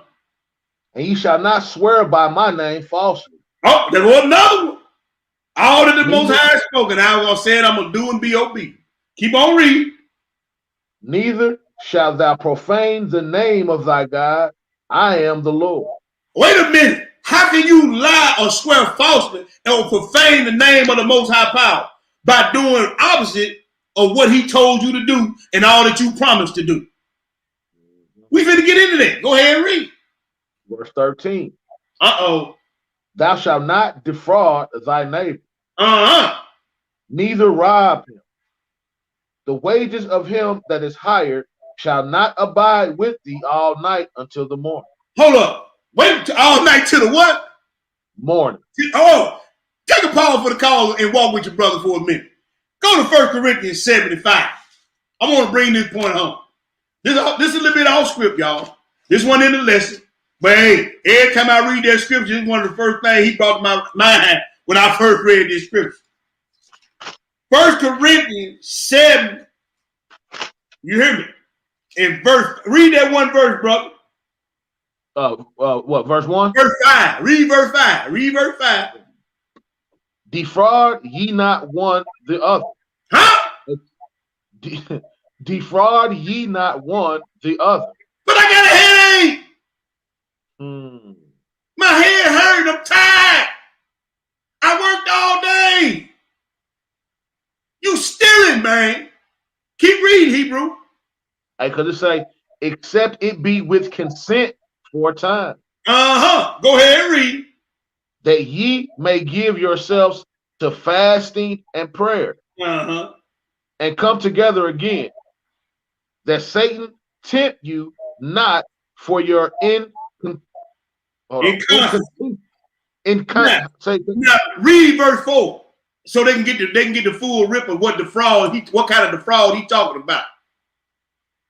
The wife hath no power over her own body, but the husband. And likewise, also the husband have no power over his own body. Oh, so now we know what defraud he talking about. Mm-hmm. So to all you headache getters, to all you tired getters, he said, don't defraud one another of this due benevolence because of your incontinence, meaning your lack of self-control. You're going to call somebody to go out there and start dipping and slipping. Now let's go back to Leviticus 19 and read about the fraud again. Go back to Leviticus 19 and read verse 13, my brother. Thou shalt not defraud thy neighbor. Now, who closer to you, your husband and your wife? What neighbor you got closer to you, your husband and your wife? But y'all defraud and steal from each other all the time. You don't tell her how much in the bank. You slide a credit card in here or there. You defraud your husband when it's time for due benevolence. You steal from each other. Now he laying over that man. You understand what I'm saying? Then you ask him for some money. She ain't give me no money, and she ain't give me none of that. I ain't giving her no money. She want me to take her over here. I ain't doing that. Constantly rolling that cartwheel on because of the fraud. The fire's burning it up. The fire burning it up. That cartwheel rolled. Boy. Now she mad. Guess what? Tonight, he thought he ain't getting none last night. Get that nigga nothing. Just like old boy told old boy to play a ball. I ain't getting that. Been on country bumpkin nothing. $1 bill. See, this is what I'm talking about, bro. This is the stuff we do and go through every day that don't nobody even think they doing nothing wrong. Go ahead and keep reading, Hebrew. 15. Skip down to 15. Ye shall do no unrighteousness in judgment. No unrighteousness in judgment. Thou shalt not respect the person of the poor, nor honor the person of the mighty. But in righteousness shalt thou judge. But in righteousness shalt thou judge thy neighbor. Thou shalt not go up and down as a talebearer among thy people. That's right. Excuse me. Neither shalt thou stand against the blood of thy neighbor. I am the Lord. I am Yahweh. So all this stealing and killing and robbing and all that we doing on a daily basis. We defraud one another. We take authority and love from one another. We take peace from one another. We deal falsely. We don't have no judgment with one another. Even in the family unit, this is going on. All the time. And we think we all good. It's going to be a whole lot of criminal investigation get opened up on us, man. A whole lot of criminal investigation going to be had, brothers and sisters. Now I see why he say pray without ceasing, man, because we do a lot of things unknowing. Right, because they didn't crept in unaware. Whoa. We playing these little knick-knack games with each other, and we breaking the law. Ain't Leviticus in the Torah? Yes. This Torah we read, man. This is 5 books of Moses. This is one of the 5 books of Moses, is not my brother. These laws, statutes, commandments, and orders, and we break them all the time. We break them all the time. And don't even think twice about it, bro. Did we finish that out, Hebrew? Last verse, 17. Go ahead. Thou shalt not hate thy brother in thy heart. Thou shalt in any wise rebuke thy neighbor. And not suffer sin upon him. See, I know a lot of people like, man, he get on people all the time. Because I love you, that's why I'm getting on. If I see you going down the wrong path, doing the wrong thing, saying the wrong thing, and I don't get on you, the book tells me right then and there, I hate you. Yep. That's what the book says. You defraud your neighbor when you do that. You defraud your neighbor of righteous judgment when you don't correct them. And like I said, brothers and sisters, who closer to you than your husband or your rib? Why don't you deal righteously in the gates of your home? Why can't you deal righteously in the gates of your assembly that the Most High brought you to? You defraud your neighbor on a daily basis, and you think you're getting away with it, but we're going to get to it. Where we at, Hebrew? We at 1 Thessalonians. All right, 1 Thessalonians. Let's go back to the new book. 1 Thessalonians, man. And we're going to pick it up at,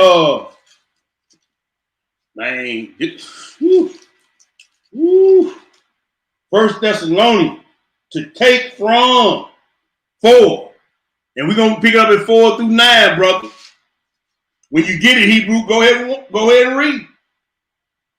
That every one of you should know how to possess his vessel in sanctification and in honor. Let me replace one word in there.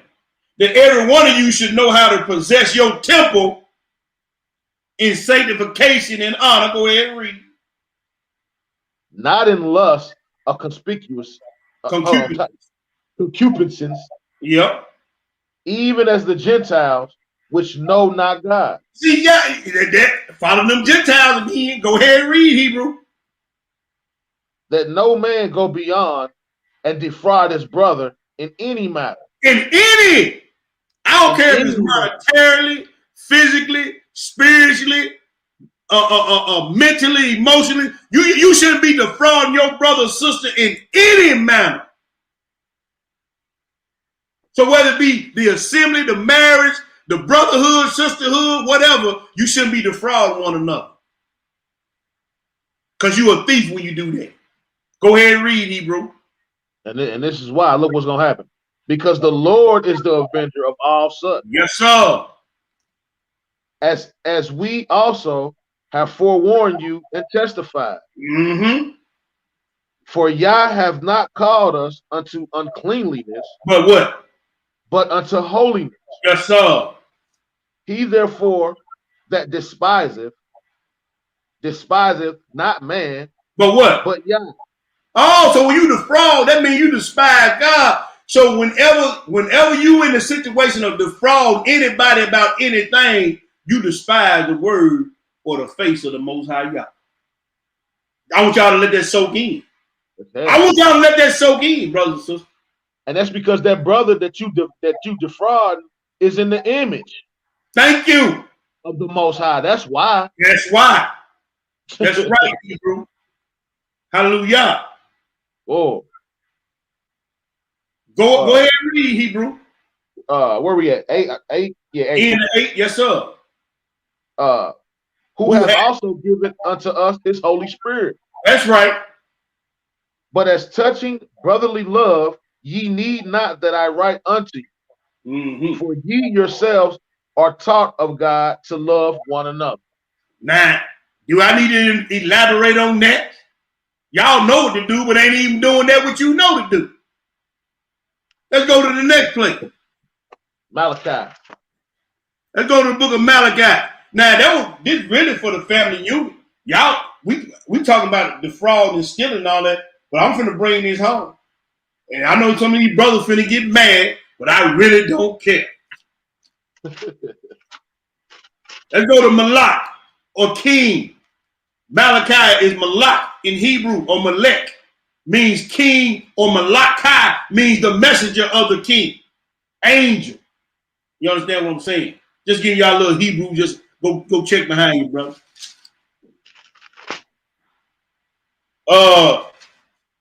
Malak or messenger of the king 2. Yeah. And we're gonna pick it up at 13. Read 13 through 16, brother. When you get it, go ahead and read.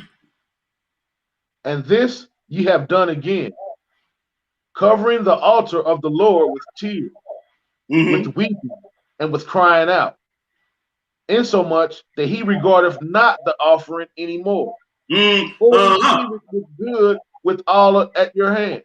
He ain't even even the good that you do now ain't gonna be received. He gonna tell you now. I want y'all brothers to listen up. Get the sugar daddies out your ear and listen. He said the good that you do, you crying and weeping and snotting and all that on the altar, and you trying to go out there and do good now. You done messed up all the time. Well, now you even trying to go do good. But go ahead and read, Hebrew. Yet ye say, wherefore? Mm-hmm. Because the Lord hath been witness between thee and the wife of thy youth, Huh? against whom thou hast dealt treacherously. Treacherously. Yet is she thy companion and the wife of thy covenant. Oh, so now I know why your prayers ain't getting answered. Now I know why there's a ceiling or a heaven of brass above your head. You've been dealing treacherously with the wife of your youth, the wife of the covenant that you made before the Most High. So you can go do all the good you want to go do. You can be snotting and blowing and crying and fasting and mourning. He ain't listening. You ain't did the first works first. You ain't took care of your first ministry first. Because you done dealt treacherously with the wife of your youth. You doing all kind of wickedness out in the streets and in the ministry, and you think your prayers and your altars and your sacrifices gonna be accepted before the Most High Yah. Nigga, you crazy. You crazy. That's what's wrong with you. Continue to read, my brother. Verse 15. Uh-huh. And did not he make one? Uh-huh. Yet had he the residue of the spirit, Yes, sir. and wherefore one, Mm-hmm. that he might seek a godly seed. What? He trying to get the next generation to be a keeper of the laws, statutes, and commandments, and to raise a godly seed from generation to generation. But you two, see, I'm gonna tell y'all, I'm finna go off the reservation for a little bit. Cause man, this shit getting on my skin, man. Bring it out. Y'all brothers, y'all wondering why y'all wives ain't all in. Y'all wondering why she looking at you sideways when you talk about the Bible. Y'all wondering why you said she just don't act like she don't get it. She watching you, Negro. She don't get it. How can you be talking about the word of the Most High Yah and you still doing everything you did since you've been in the walk that you were doing out there in the world? The only difference between you and the Sunday Christian, you done find out what right day to go to church on. You still beating her. You still tricking out of money. You still messing around with all these women. You still doing everything you were doing, but going to church on a different day than the Sunday Christian. You dealt treacherously with the wife of your youth, partner. No, she don't want you touching her kids because you dealing treacherously with her. Nigga, she know you gonna do treacherously with them. Mm-hmm. You ain't gave her nothing to believe in, man. You ain't gave her nothing to see a difference in you from yesterday, last year, and today. No, your prayers is not going to get answered. So just keep on doing what you're doing. Continue to read, Hebrew. Therefore, take heed to your spirit, Mm-hmm. and let none deal treacherously against the wife of his youth. That's right. For the Lord, the God of Israel, saith that he hateth putting away. Yay. For one covereth violence with his garment, saith the Mm-hmm. Lord of hosts. Therefore, take heed to your spirit that ye deal not treacherous. See, when you doing your wife, your real bad, man, he said that's doing violence, man. You doing violence to the law. How you gonna do violence to the law, man? See, and y'all brother wondering why, man, my real man, she ain't all in. Nigga, you ain't all in. What you mean? And then you gotta think, man, when you deal treacherously with your wife, man, that's like The wife is the a representation of Israel, Yeah, and you see how the world is doing Israel, Christ's bride, and what he exactly, gonna bro. do to the world for treating his bride treacherous. Exactly. So And then what the you other think? thing, brother, you gotta understand, go in there and blow your own brains out your head. Would you do that? Yeah. Because that's your own flesh. Hmm. Would you go in there and hit yourself in the head with a bat? Would you steal money from yourself? Hmm. Would you not take care of yourself? Do you not love yourself? Well, then why you treating her like that? Y'all supposed to be one flesh. Y'all ain't covenant together, brother. Hmm. Man, come on, bro. It's time out for the plane. You a thief. Where we at, Hebrew? Genesis 31. Oh yeah. I got to throw this in here. Genesis is 31.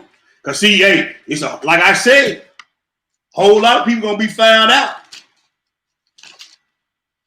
Whole lot of people gonna be found out. Let's check this out, man. Check out one of our mamas, man. She was on one. She was on one, bro. Genesis 31, man. Let me change it for the people. Put the people in there. Genesis 31, man. And pick it up at the 17, I'm sorry. Because there's a whole lot of secrets and lies and hidden things that divides families too. And I know some of y'all got some little secrets. Got your little secret money stash and your secret little things you do on Facebook and Instagram. There's a whole lot of secrets going on around here that's gonna end up dividing and stealing from your family unit. That's all right. You gonna read about it. Most High gonna bring it to light. Genesis 31 and 17, Hebrew. Go ahead and let the people go and feed the people a little bit. We're gonna eat a little bit in this. Then Yaakov rose up and set his sons and his wives upon camels, Mm-hmm.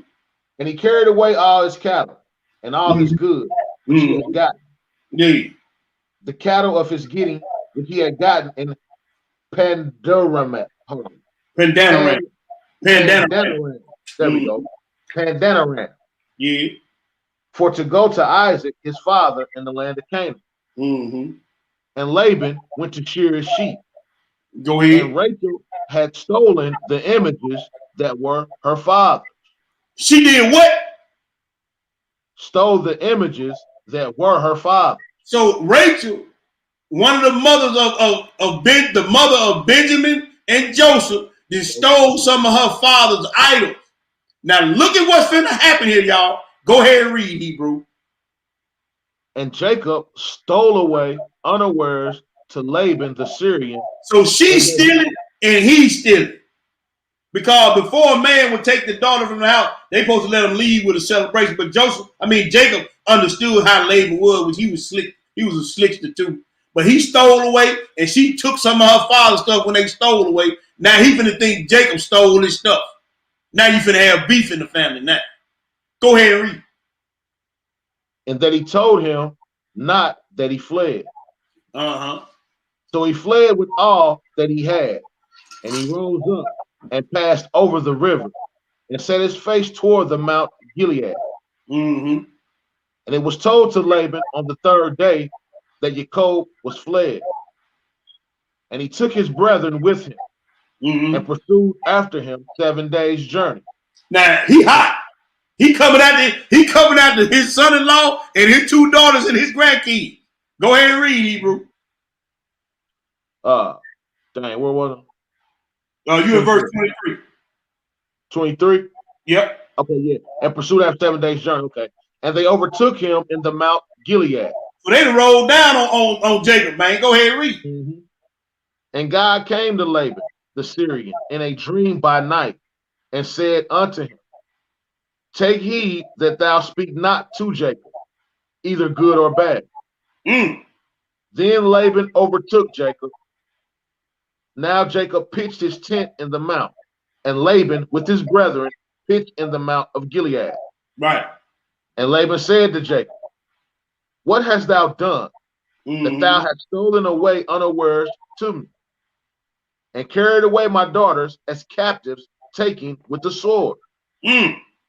Wherefore didst thou flee away secretly, and steal Mm-hmm. away from me, and didst not tell me that I might have sent thee away with mirth, and with song, with tabret, and with harp. See, it's a lot of. Let me say this right here, bro. It's a lot of things that we do secretly, what the scripture calls stealing away, that brings division. See, when we don't do everything decently and in order, whether it be in our homes, in our assemblies, on our jobs, or wherever, then people have a slighted view of you. And you can never see some things you can never get back. You can never get that trust back, never get that how they look at you in a positive light. You can never get those things back. When you steal away or when you take things and do things out of order. That's why I pound on the brothers, I pound on the brothers. We got to do everything decently and in order. When you do things out of order, you put a bad taste in people's mouths. Continue to read, Hebrew. 28. And has not suffered me to kiss my sons and my daughters. Mm-hmm. Thou hast now done foolishly in so doing. That's right. It is in the power of my hand to do hurt. You hear that, though? See, he ready to lay hands on Jacob. It was done out of order. But he knew even if he did it in order, Laban was going to have something to say either way. Some people you just ain't going to be able to win with. You understand what I'm saying? But he said, hey, man, it was done out of order. Continue to read. It is in the power of my hand to do you hurt. But the God of your father spake unto me yesternight, saying, take heed that thou speak not to Jacob, either good or bad. Mm-hmm. And now, though thou wouldest needs to be done, and now, though thou wouldest needs be gone, because thou sore longest after thy father's house, yet wherefore hast thou stolen my goods? His gods. So I'm sorry, my gods. I'm sorry. So he now, since he can't say nothing about the man leaving, now he gonna accuse him of stealing his little statues or whatnot. But he don't know that his daughter stole them. But he's so hot at this, brother, that he think he stole them. Go ahead and read. And Jacob answered and said to Laban, because I was afraid, for I said, peradventure, thou wouldest take by force thy daughters from me. With whomsoever thou findest thy gods, let him not live. Before our brethren discern thou what is thine with me, and take it to thee. For Jacob knew not that Rachel had stolen them. And Laban went into Jacob's tent, and into Leah's tent, and into the two maidservants' tents. But he found them not. Then went he out of Leah's tent and entered into Rachel's tent. Now Rachel had taken the image and put them in the camel's furniture, and sat upon them. And Laban searched all the tent, but found them not. And she said to her father, let it not displease me, my lord, that I cannot rise up before thee, for the custom of woman is upon me. And he searched, but found not the image. Now you see what she did. She gonna hide the stuff up under something and then sit on and tell the man that she was on her monthly flower so she couldn't get up. So this is one of the reasons why it took Rachel so long to have children. She lied. So sisters, in your own home again, back to y'all sisters now. Y'all doing a lot of slipping and sliding, dipping and hiding, and you wonder why stuff ain't going right at home.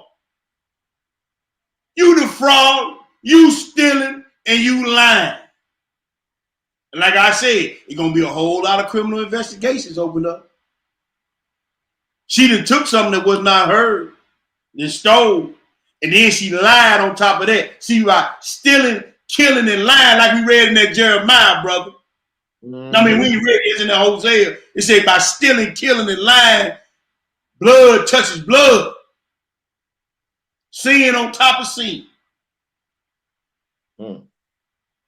And y'all do it, sisters in y'all home. Got little stashes and stuff, knickknacks stuff everywhere, and the man don't know nothing about it.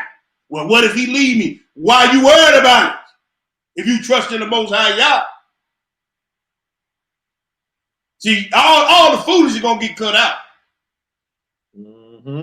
Go ahead and read, brother. 36. Uh-huh. And Jacob was wroth Mm-hmm. and told with Laban.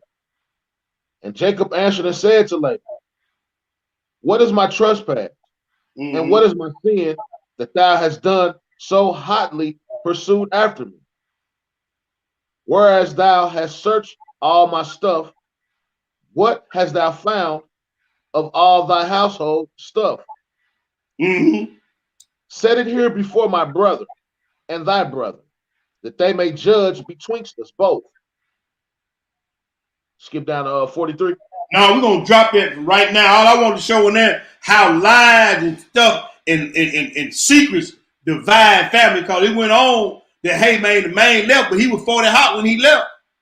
Mm-hmm. And he knew he could never go back to Laban's house. We're gonna move on to the next. Hey y'all, write this scripture right here down. Write down no, you know what? We ain't skipping that, but I skip another one. Let's go to Titus. I tell you what, write this down.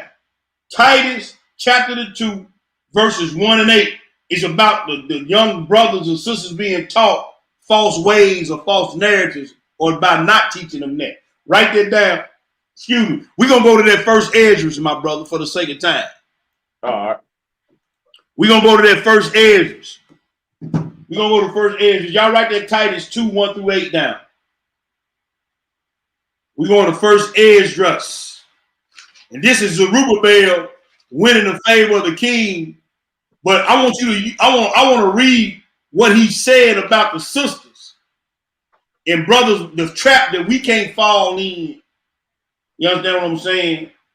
When we dealing with these sisters out here or dealing with our reading, because they easy to throw you off your game. First Esdras chapter 4 and verse 13. We're going to read 13 and 15. He won't skip down, man.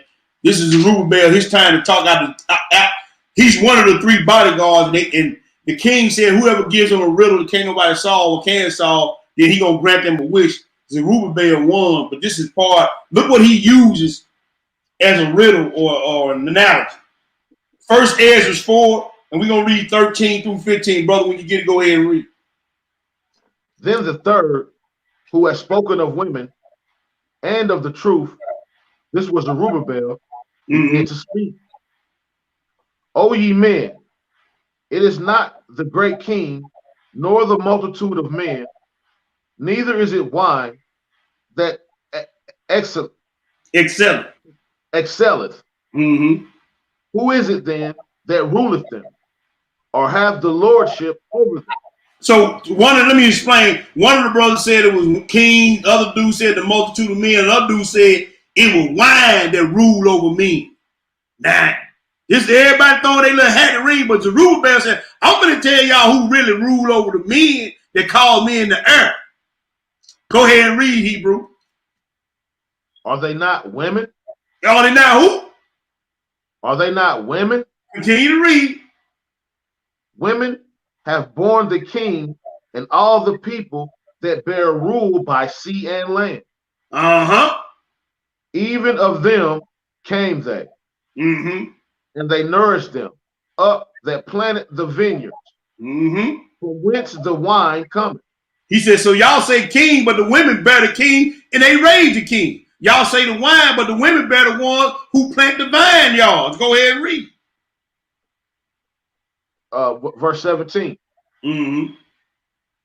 These also make garments for men. Mm-hmm. These bring glory unto me. And without women cannot men be. Go ahead and read. Yea, and if men gather together gold and silver, or any other goodly thing, do they not love a woman which is common in favor and beauty? He said, so when men go out and get money and gold, they run right over and give it to the women. Mm-hmm. Go ahead and read. He laid it up flat, ain't he? Laid it up flat. Go ahead and read, bro. That's real. Verse 19. and letting all those things go, do they not gape? And even with open mouth, fix their eyes fast on her? And have not all men more desire unto her than unto Man, you see silver or their mouth be gold? hanging open. They look at the women with their mouth hanging open. They stand there at night. Go ahead and read. Or any goodly thing whatsoever. Yeah. A man leaveth his own father that brought him up, Yeah. and his own country, and cleaveth unto his wife. That's right. He sticketh not to spend his life with his wife, Uh-huh. and remembereth neither father nor mother nor country. She got him gone. Go ahead and read. But this also ye must know, that women have dominion over you. Do ye not labor and toil and give and bring all to the woman? Man. Go ahead, Hebrew. I know a dude. Hey, I know a dude, but I ain't gonna get into it. Go ahead, man. Go ahead. Verse 23. Go ahead, bro. Yea, a man taketh his sword and goeth his way to rob and steal. Yeah. To sail upon the sea and upon rivers. Yeah. And looketh upon a lion and goeth in the darkness. Yeah. When he has stolen, spoiled, and robbed, what he done? He bringeth it to his love. See, you see what I'm talking about, bro? You got to be careful.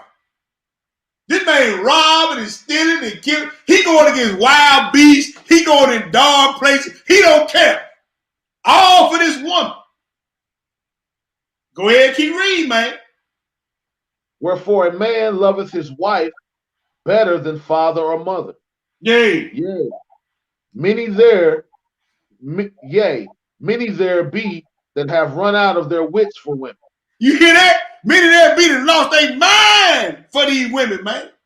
Hey, that's real though, man. Like I done seen that with my own two eyes on, bro. Yeah. Boy. Yes, sir. Keep on reading. We gonna get to the thing. We gonna get to the end of this. Go ahead and read. And become servants for their sakes. Yeah. Many also have perished, have erred and sinned for women. And what? Have erred and did what? Sinned for women.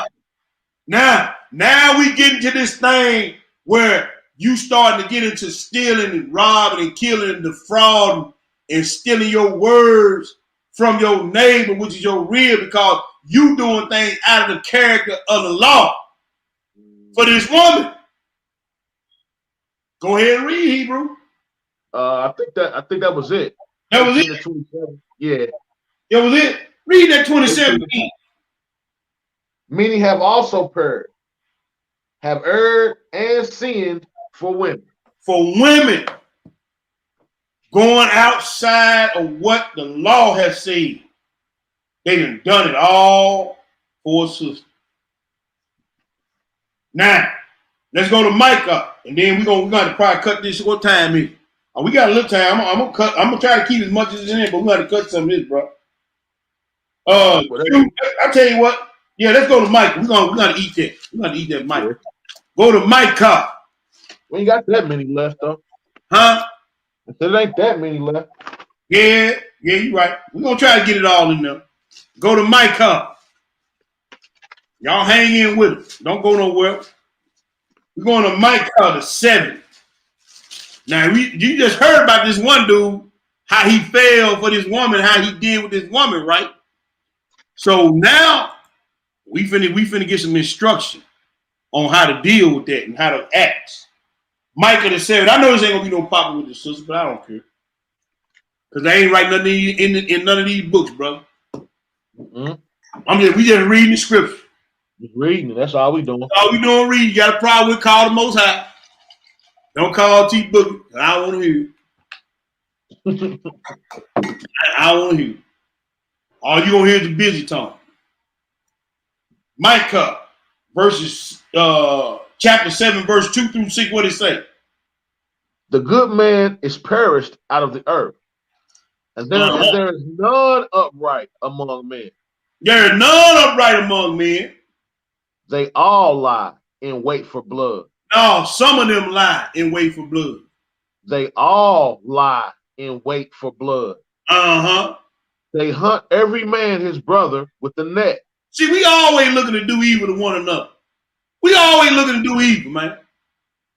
Whether it be physically, verbally, mentally, emotionally, spiritually, we always lying and wait. That's why I say, man, you got to keep yourself guarded at all times. Continue to read. Verse 3. That they may do evil with both hands earnestly. Man. The prince asketh, and the judge asketh for a reward. Rivalry. Go ahead and read. And the great man, he uttereth his mischievous desire, so they wrap it up. Hey, man, that's signed, sealed, and delivered with a bow. It's gift wrapped up. Mischievous and evil. Go ahead and read. The best of them is a briar. That's a thorn, but go ahead and read.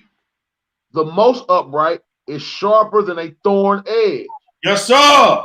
The most upright is sharper than a thorn edge. So you see that when that word fall amongst the thorn, when that delicate flower fall amongst the thorn, they choke the word. That's why, hey man, he said, don't put your trust in man.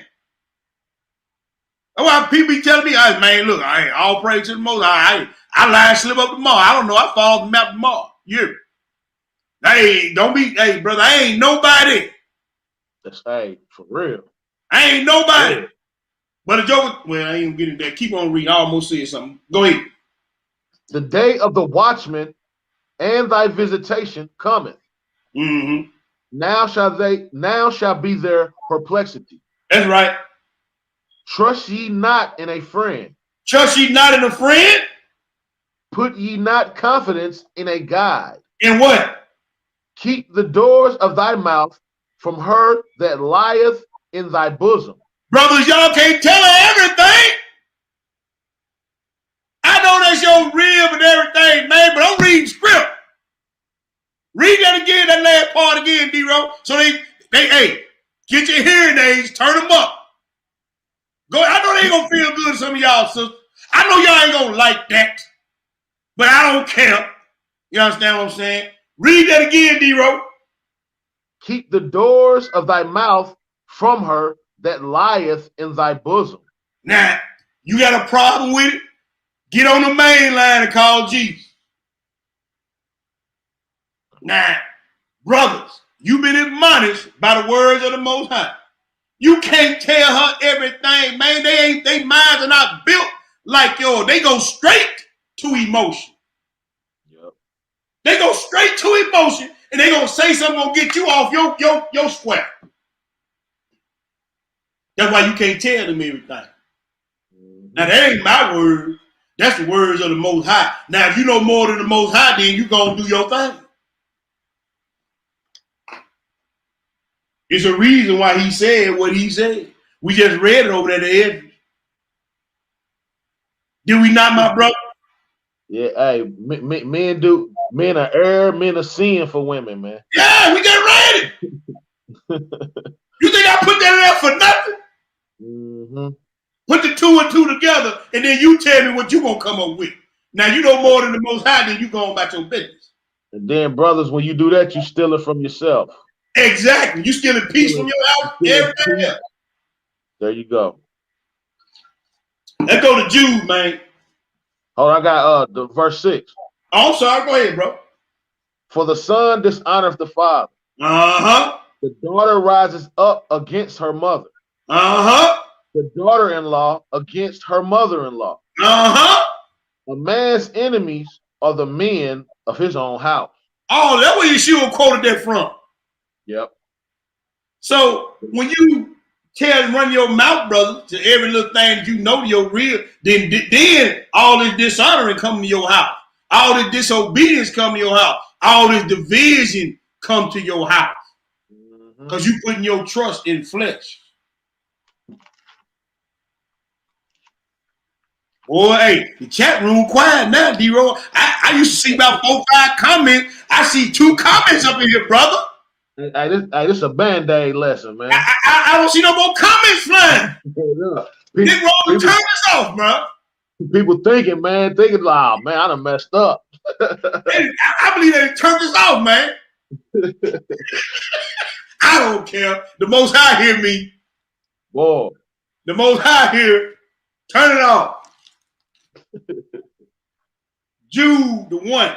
There ain't but one chapter. Jude, we gonna read. Let me change it for the people. The one that's still on the line. I know a lot of people dropped off, man. I ain't gotta change these scripts so quick, D-Ro. They dropped off on us, brother. whoa. They done dropped off on us, man. That's all right, though. All praise to the Most High, y'all. All praises, all honor, all glory. That's right. Jude, the one. We're gonna read verse 40. We're gonna skip down, bro. Read 10 through 13. This is why I got the title of the lesson for. Go ahead and read. For there are certain men crept in unaware, Yeah. who were before of old ordained to this Wait a minute. You mean it's men that had crept in your house? It's men that had crept in your assembly? It's men that had crept on the YouTube and Facebook Live that's already been condemned from the foundation of the world? For there are certain men crept in unaware who were before of old ordained to this condemnation. Continue to read. Ungodly men, Yay. turning the grace of our God into lasciviousness.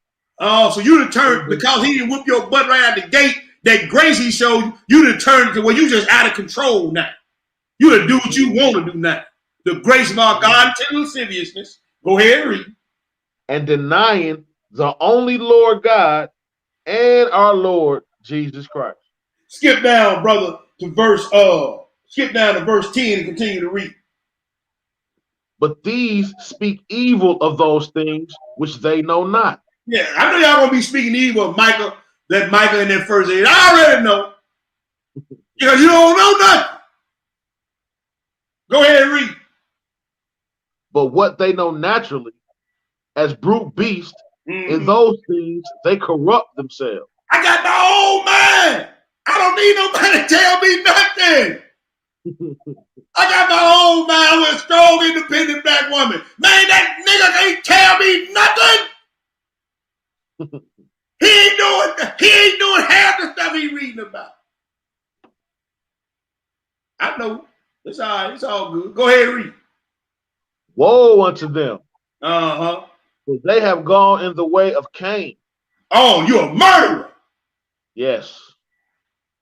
And ran greedily after the of Balaam. For reward, and perished in the gainsaying of Kor. Go back and read that in that Genesis and that number, Kor. They flopping their jaws against the watchman. They flopping their jaws against the one the Most High sent the word to give to them.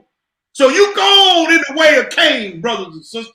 Is that who Jude talking about, Dathan and Kor? Yeah. Oh, okay. That's who we talking about. No, they can go back and read. But you know what they were doing? They were speaking against the messengers of the Most High. Man, God ain't just speaking to y'all, man. He speak to everybody, man. Yeah.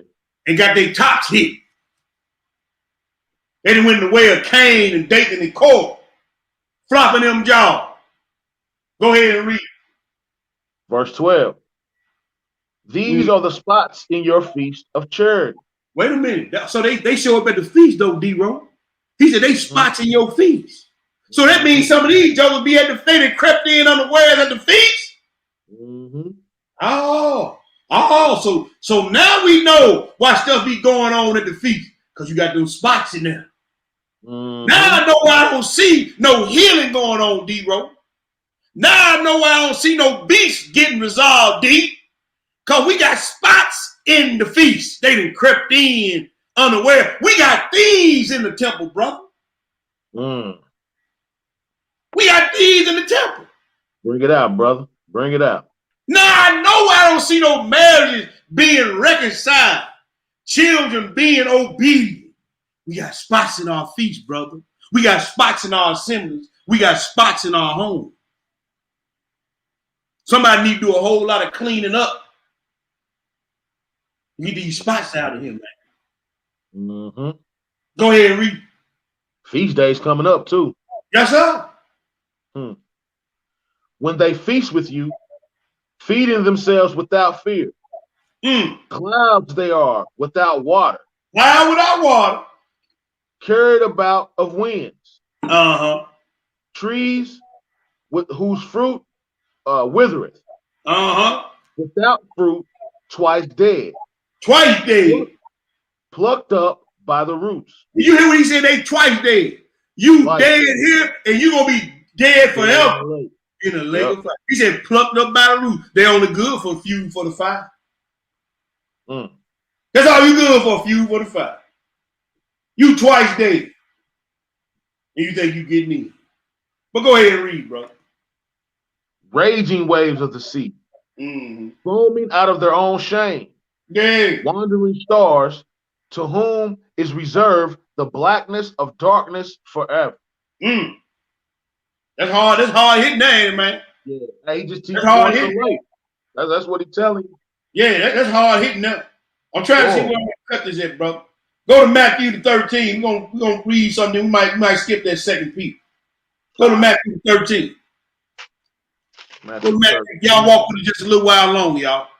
Give me about 15 more minutes. We out of here. Y'all give me 15 more minutes. Put a 7 up in the room. If you can give your brothers 15 more minutes, and we out of here. Matthew the 13, my brother. Let me change the whole screen. Matthew the 13. And we're gonna pick it up. We're gonna pick it up at the 24, D. And then we're gonna feed the people a little bit. Matthew the 13 and 24. When you get it, my brother, go ahead and feed the people. Another parable put he forth unto them, saying, the kingdom of heaven is likened unto a man which sowed good seed in his field. But while men slept, his enemy came and sowed. Stop, brother. While men slept, that's how they crept in unaware. The brothers ain't on God. You ain't watching what they watching in your house. You ain't watching who they bringing in your house. You ain't watching what your wife is doing in the house.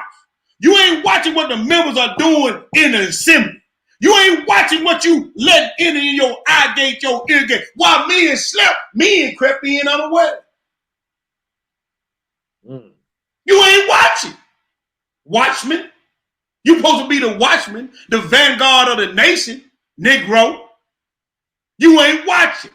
You see him watching some faggoty stuff on TV and you don't say nothing. You ain't watching. And you wonder why there's spirit in your house. You ain't checking them when they get out of line, and you wonder how we get way over here while men slept. An enemy came in. Huh? You ain't watching, man. You slept and they crept in unaware. Continue to read, my brother. Where we at? 25. But while men slept, his enemy came in and sowed tares among the wheat. Yeah. And went his way.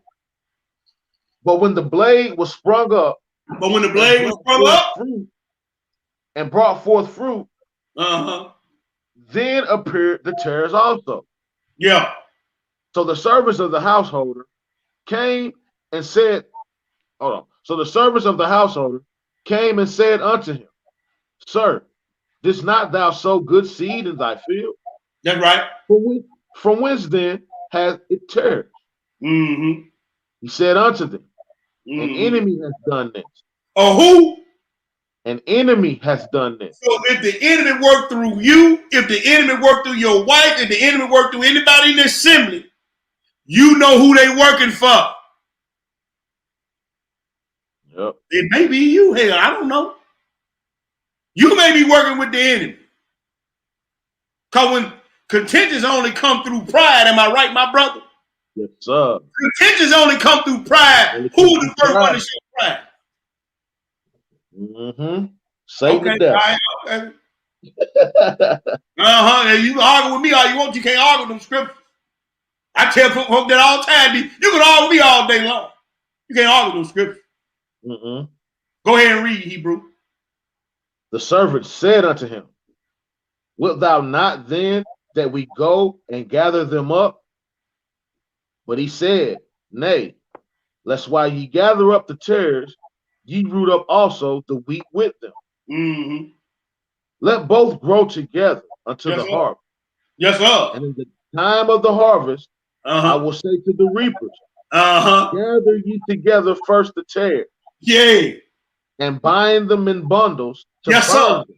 I told you, it's going to be a whole lot of criminal investigations going on. Mm-hmm. See, a tare look just like wheat. Hey, that's all. I was just about to say that, man.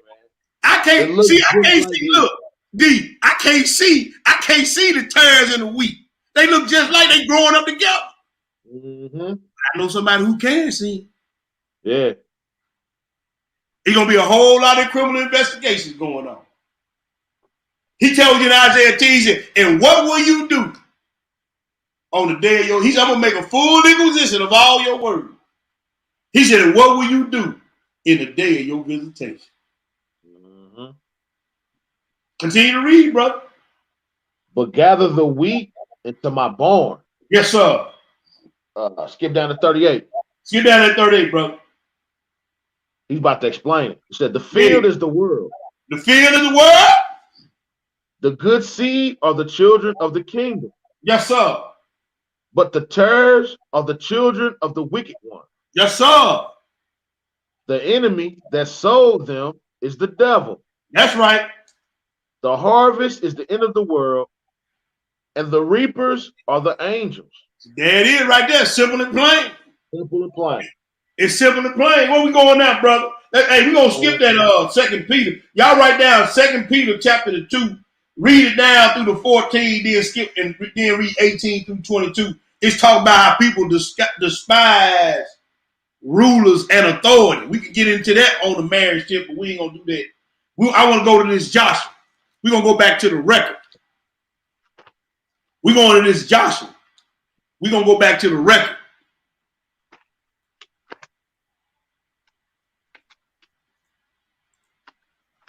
We're going to Joshua, what I got on your paper, Hebrew? It should be, I ain't got the chapter up. It should be Joshua 7 and 1, y'all. I kind of fat fingered double. I should have let my rib help me out, but I was trying to hurry up and get through it. It's supposed to be, it's Joshua the 7 in verse 1. Then we're going to read 10 through 15. That's my bad. I fat fingered double, y'all. Joshua the 7. And then we're going to read verse 1, then we're going to skip down and read 10 through 15, Hebrew. Just to give people context. We're going to read that 7, then we're going to skip down. Go ahead and read. But the children of Israel committed a trespass in the accursed thing. Mm-hmm. For Achan, the son of Carmi, the son of Zebediah, the son of Zerah, of the tribe of Judah, took of the accursed thing. He did what? Took of the accursed thing. He stole something. Yeah. And the thing that he stole was a curse by the Most High. He had cursed everything in the city. And he said, don't take nothing about her, no gold, no silver, because I done put a curse on all of them. We got a lesson that we did years ago called Do Not Partake of the Accursed Thing. It's the main script we got that lesson from. Y'all can go back on YouTube. But hey, he said, man, they done took on the accursed thing. So now everybody here got to get in. Mm-hmm. So when you let the accursed thing come in your house, when you let the accursed thing come in your assembly and don't do nothing, everybody got to get their head hit. And you just stole peace from your congregation. That's it. And you finna get somebody's life taken from their butt too. Mm-hmm. Now, this man got his whole family and his friends in trouble with the Most High Yah. Because they took something they weren't going to take. It's just like when they bring, that dog bring you that bone, that gossip bone, and you take it over here and take it over there, you done partook of the accursed thing. Mm-hmm. You hear me? But go ahead and read, bro. Skip down to that 10. Oh, let me finish. And the anger of the Lord was kindled against the children of Israel. That's right. Verse 10. Yes, sir. And the Lord said unto Joshua, Uh-huh. Get thee up, Wherefore liest thou thus upon thy face? Mm-hmm. Israel has sinned, Uh-huh. and they have also transgressed my covenant, which I commanded them. Mm-hmm. For they have even taken of the accursed thing, and I have also stolen And what? and disassembled Look, also. they lying, disassemble mean to lie. They lying, they done disobeyed, and they done stole. It just keep rolling downhill. Go ahead and read. And they have put it even among their own stuff. And same thing Rachel did, wasn't it? Yes, Same thing she did, wasn't it? yes. Go ahead and read, Hebrew. Therefore, the children of Israel could not stand before their enemies, Mm, but turned their backs before their enemies, mm, because they were accursed. mm-hmm. Neither will I be with you anymore, Uh-huh. except you destroy the accursed from among you. You do Up, what? Well, hold on, bro. What he destroy. said? Destroy the accursed from among you. Get Right, them Negroes out of here. Get them she-rolls out of here. right. You doing accursed stuff. I don't want you around me. You gonna get everybody hurt. It may cause you to kick somebody out your house. It may cause you to kick somebody at the assembly. It may cause you to kick some people out your life. If they partaking in the accursed thing, you better get away from around them. Mhm. Because you ain't gonna be able to stand before your enemies either. Oh, Continue to read. You do that. Is that it, brother? verse 13. Go ahead. Up, sanctify the people, and Mm-hmm. say, sanctify yourselves against tomorrow. Mm-hmm. For thus saith the Lord God of Israel, there is an accursed thing in the midst of thee, O Israel. Mm. Thou canst not stand before thine enemies until ye take away the accursed thing from among you. Okay, drop that down, bro, and drop down. I'm gonna skip these next two verses. Drop down and read 20 through 26. And Achan answered Joshua and said, indeed, I have sinned against the Lord God of Israel, and Mm-hmm. thus and and thus and thus have I done. Uh-huh. When I saw among the spoils and goodly Babylonish garments, Mm. and 200 shekels of silver, and a wedge of gold of Yeah. 50 shekels weight, Uh-huh. then I coveted them. Hold, stop right there. When you go back to Exodus and read thou shalt not steal, what's the next commandment after that? Thou shalt not covet. It just keep rolling. It came up here in the temple and he did over some Babylonian clothes and 2 shekels. But go ahead and read. I coveted them and took them, and behold, they are hid in the earth in the midst of my tent, Mm-hmm. and the silver under it. Mm. So Joshua sent messengers, and they ran unto the tent, and behold, it was hid in his tent, Mm-hmm. and the silver under it. Mm. And they took them out of the midst of the tent, and brought them unto Joshua, and to all the children of Israel, and laid them out before the Lord. Now And that's another Joshua, list for y'all. Y'all get he gonna make an open show out of y'all. Go ahead and read. and Joshua, and all Israel with him, took Achan, the son of Zerah, Mm-hmm. and the silver, and the garment, and the wedge of gold, and his sons and his daughters, and his oxen, and his asses, and his sheep, and his tent, and all that he had, and they Mm-hmm. brought them unto the valley of Achor. And what they do? And Joshua said, why hast thou troubled us? And the Lord shall trouble thee this day. And all Israel stoned him with stones, Mm-hmm. and burned them with fire, Mm-hmm. after they stoned them with stones. Mm. And they raised over him a great heap of stones unto this day. Woo-wee. So the Lord turned from the fierceness of his anger. Wherefore the name of that place was called the Valley of Achor unto this day. Y'all see what's stealing against you?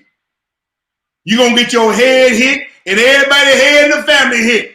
Everybody with you. Everybody that's rolling with that mess. That's why I say a lot of people, hey, Come up in there with that message you want. And look, these folks got stoned, then they burned them up. And guess what? They got to wake up with that on their jacket. They're going to wake up with smoke still smelling on their behind when they standing before the criminal investigation. When they get woke up. See, this is the price you going to pay for your folly. Because you stealing. Thieves in the temple. Where we at? Let's go to, we're going to skip that Hosea, brother. We're going to go to Romans. We're going to skip Hosea and Romans for the same time. We're going to go to that Matthew the 23. Y'all write down Hosea 4, 1 through 6, very familiar passage of script. And then write down Romans 1, 18 through 22. And then 28 through 32. We're going to skip that. We got about 1, 2, 3, 4. We got 5 more scriptures, then we out of here. We got 5 more scriptures, we out, Hebrew. We going to Matthew the 23, Hebrew. Matthew the 23. I'm running long. This was much needed, though, bro. All praise to the Most High, Hebrew.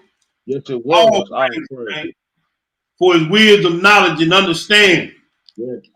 Matthew the 23, Hebrew. And we're going to pick it up in the 13. Going to read 2 verses of script. Because, there's a lot of people know they ain't going to get in the kingdom. And they don't want you to get in either. So they're going to try to always dilly-dally, steal words from you, steal truth from you, choke the word out of you. Because they ain't getting in. And they don't want you to get in. That's a Pharisee mindset too. Matthew 23, 13 through 15, bro. What do it say?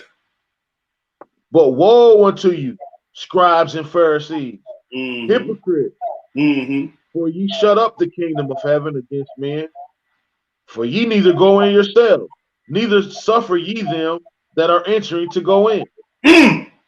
Woe unto you, scribes and Pharisees, hypocrites, for you devour widows' houses, and for a pretense make long prayers.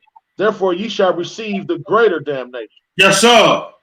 Woe unto you, scribes and Pharisees, hypocrites, for ye compass sea and land to make one proselyte. And when he is made, ye make him twofold more the child of hell than yourself.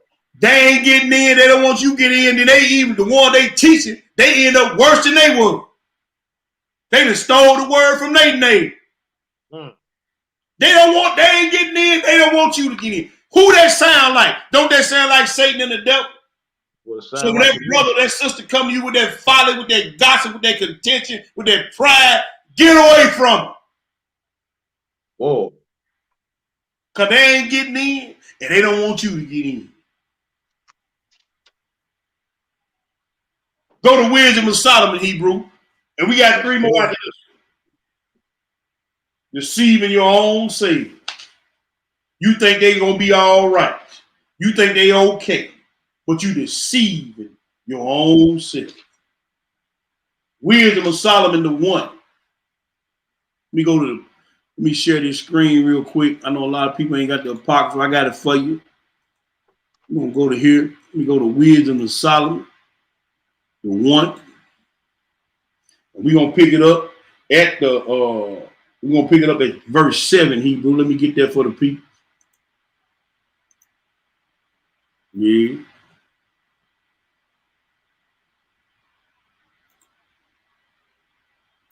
Come on, man. I ain't got a squirrel on me. All right, Wisdom of Solomon, the 1, Hebrew. Pick it up at the verse 7. Read 7 through 12. Go ahead and read. For the Spirit of the Lord filleth the world, and that which containeth all things have knowledge of the voice. That's right. Therefore, he that speaketh uprighteous things cannot be hid. Unrighteous things cannot be hid. Go ahead and read. Neither shall vengeance, when it is punished, pass by him. Did y'all hear that? Unrighteous things cannot be hid. Stealing, robbing, and killing. And when judgment comes, it ain't going to be hid. Go ahead and read. For inquisition shall be made into the counsel of the ungodly. Yes, sir. And the sound of his words shall come unto the Lord for the manifestation of his wicked deed. Do y'all know what an inquisition is? Inquisition is a trial. Inquisition is a judgment. He said, man, for a full inquisition gonna be made of your word and the counsels of the ungodly, even the thoughts of your mind, and the sound of his word shall come unto your hour for the manifestation of his wicked deeds. Continue to read. For the ear of jealousy heareth all things. Here's something. Heareth all things. Go ahead and read. And the noise of murmurings is not hid. Therefore, beware of murmuring, which is unprofitable. That's right. And refrain your tongue from backbiting. Ooh, wait. A whole lot of that going on in Israel, lady. A whole lot of that backbiting. Whole lot of that talking about how your brothers and your sisters back is going on in Israel. Go ahead and read, Hebrew. For there is no word so secret that shall go for naught. That you will be held accountable for every idle word that comes out of your mouth. Ain't that what he said in Matthew? Man, that's what it say, Hebrew. Whoa. Matthew the 12. And the mouth that believeth, belayeth the soul. Yeah. And the mouth that belayeth slayeth the soul. That's right. You see, you stealing, you killing, you murdering with your mouth. You done went in the way of Cain, brother, sister. And you think you're gonna get away with it? Nah. He gonna show you in the end. Continue to read, Hebrew. Read that last verse, that verse 12. Seek not death in the error of your life. You see that? You cheating your own self. You stealing from your own self. He says, seek not death in the error of your life. Let's go to Sirach now. We're going to Sirach. We're going to Sirach. We're going to Ecclesiasticus. Let me finish it out real quick. Let me finish it out. Oh, I thought it was verse 12. Yeah, it just said the end of it. I'm sorry. I apologize, brother. I'm sorry. It said, and pour not upon yourselves destruction with the works of your hands. That's right, Hebrew. I apologize, brother. Now we all good. All right, now let's go to Sirach. All right. Let's go to Sirach 7. I'm trying to get the people out of here, man, but I definitely don't want to cut them short. But I apologize for that, brother. Yeah, we only got a couple more. Yeah, we got 2 more after this one. Then we out of here. What we doing? Sirach. What's Sirach 5. We're going to pick it up at the 7. 7:15. You're acting so slow tonight. Yeah, Sirach 5. Verse 7, my brother. Let me get there real quick. Let me flip right over. And when you get it, my brother, feed the people. We got where we at? Sirach, chapter 5. Sirach, chapter 5, verse 7. Verse 7. 7 through 15. Make no tarry to turn to the Lord. Right. And put not off from day to day. For suddenly shall the wrath of the Lord come forth. And in thy security thou shalt be destroyed. Thou shalt be destroyed. And perish in the day of vengeance. I told you, gonna be a whole lot of criminal investigations going on, and a lot of people just ain't gonna make it. Go ahead and read. Set not thine heart upon goods unjustly gotten. Set not your heart on things that you plan on stealing. Go ahead and read. For they shall not profit thee in the day of calamity. That's right. Win now not with every wind. Don't go with every wind. Go ahead and read. And go not into every way. For so doeth the sinner that hath a double tongue. Woo! Go ahead. Be steadfast in thy understanding, and let not thy word be the same. That's right.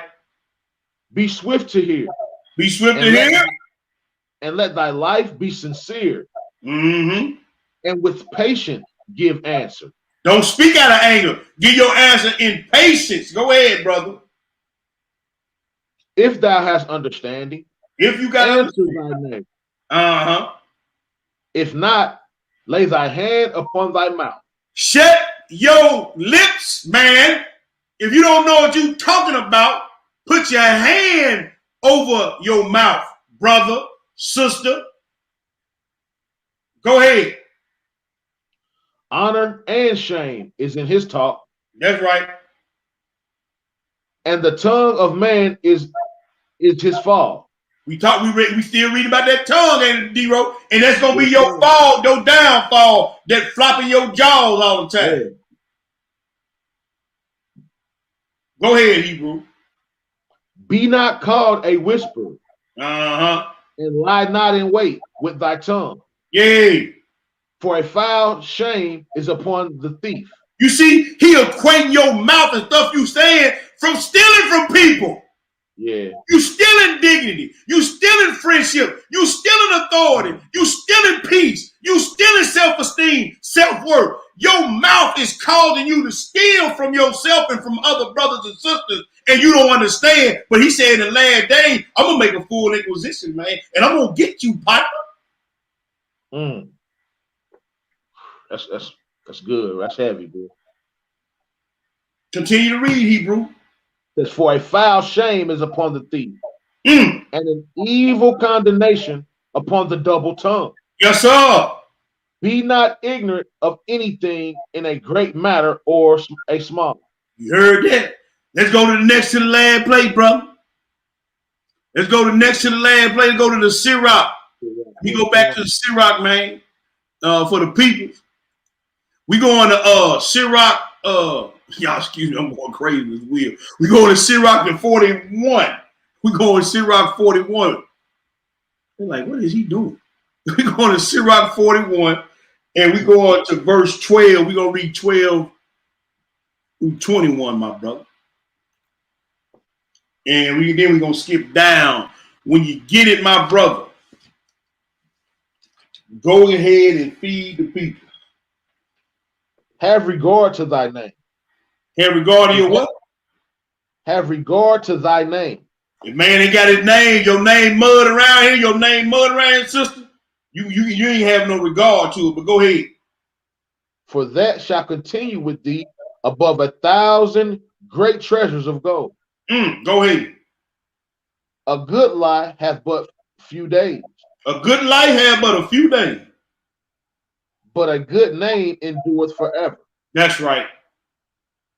My children, keep discipline in peace. Mm-hmm. For wisdom that is hid, and a treasure that is not seen.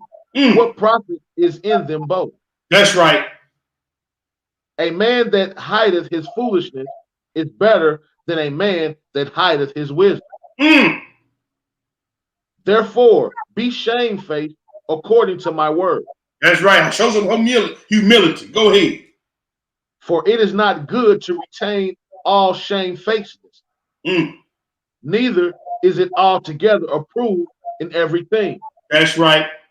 Be ashamed of whoredom. Be ashamed of who? Before father and mother. And of a lie before a prince and a mighty man. Of an offense before a judge and a ruler.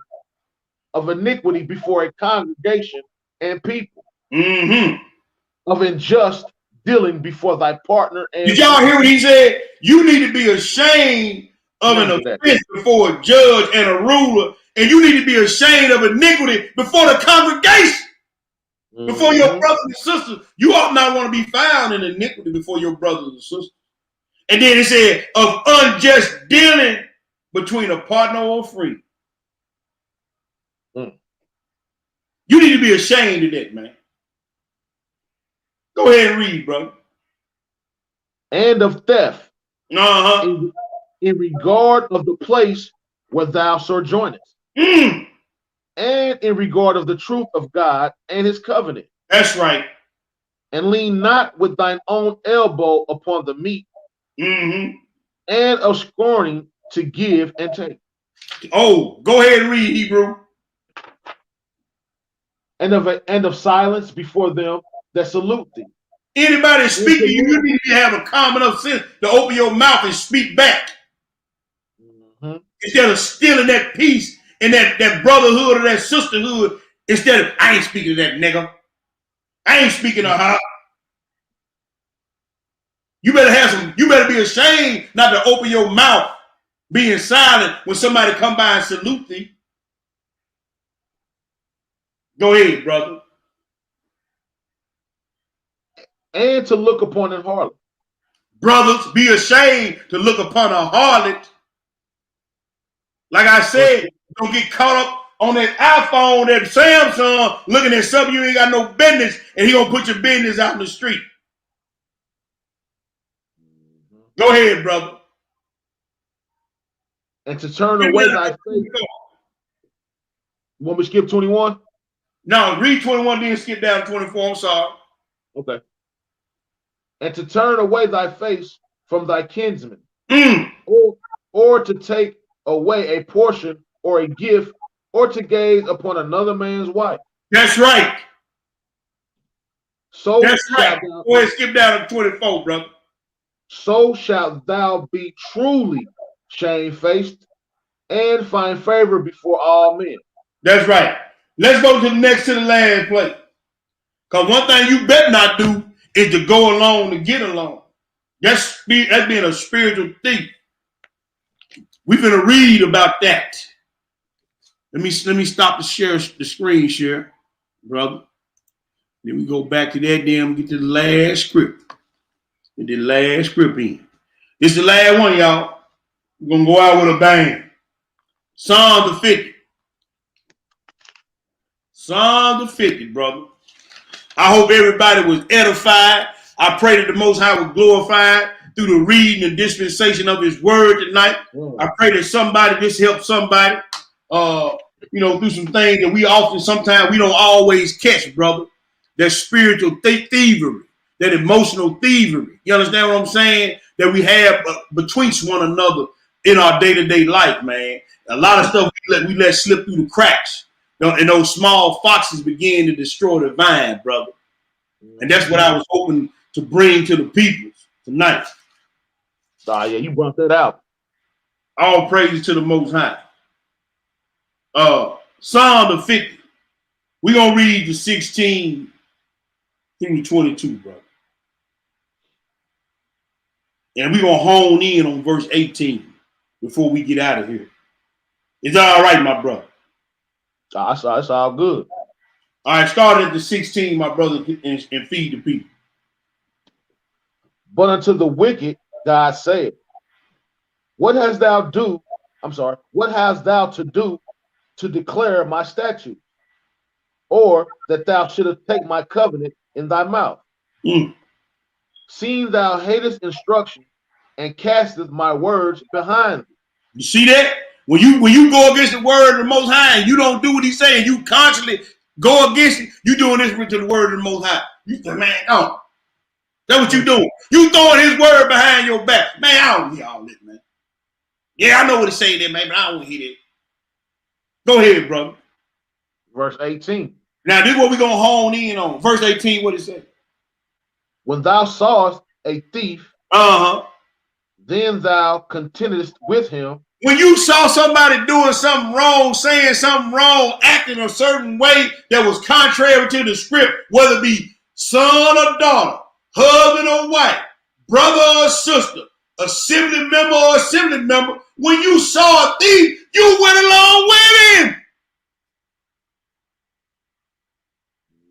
When you knew they were doing something contrary to the script, you didn't say nothing. You went along to get it. Well, that's my friend. If she don't come to the feast, I ain't going to the feast. If he don't get no donation, I ain't going to get no donation. Well, why he get to read all that? I don't get to read. I want to do something. Why she always get? I don't want to hear that guy. If it's wrong, it's wrong. Point blank, period. If you ain't got no scriptures to back it up, put your hand over your mouth. Go ahead and read, Hebrew. I'm going to read the 18 again. Read. When thou sawest a thief, then thou considerest with him. And hast been partaker with adulterers. Thou givest thy mouth to evil. And thy tongue frameth deceit. Now, do y'all see the theme of this lesson? He keep putting your mouth on criminal acts. arson, fire, thievery, murder. Your mouth, man. Your stinking thinking, brothers and sisters. He keep putting that in the category of criminal activity. Murdering, stealing, killing, lying. We didn't read in that Hosea 4, but he said, man, by murdering, stealing, and killing and lying, they reach out. Sin touches sin and blood touches blood.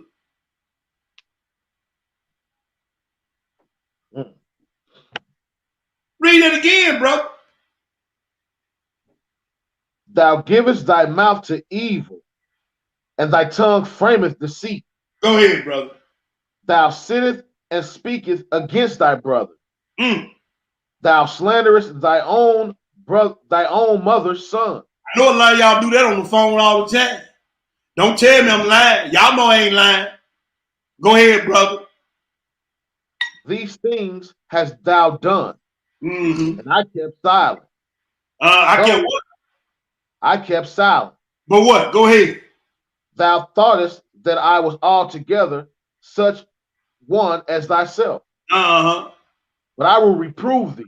But I will reprove thee. And set them in order before thine eyes. Yes, sir. Now consider this. Ye that forget God, lest I tear you in pieces, and there be none to deliver. And there be none to deliver. He said, you better consider it before I tear you in pieces, and there be none to deliver. Whoa. Thieves in the temple, they have crept in unawares among the people and in their mind. That's the lesson. I hope you guys understand in the name of Yeshua HaMashiach, Jesus Christ, the anointed one. Hey, hell of a lesson, brother. Hell of a lesson. All praise, man. All praise. All praise to the Most High. I'm about to go in the back and get in the bathtub and soak in some peroxide and heal these wounds on my back.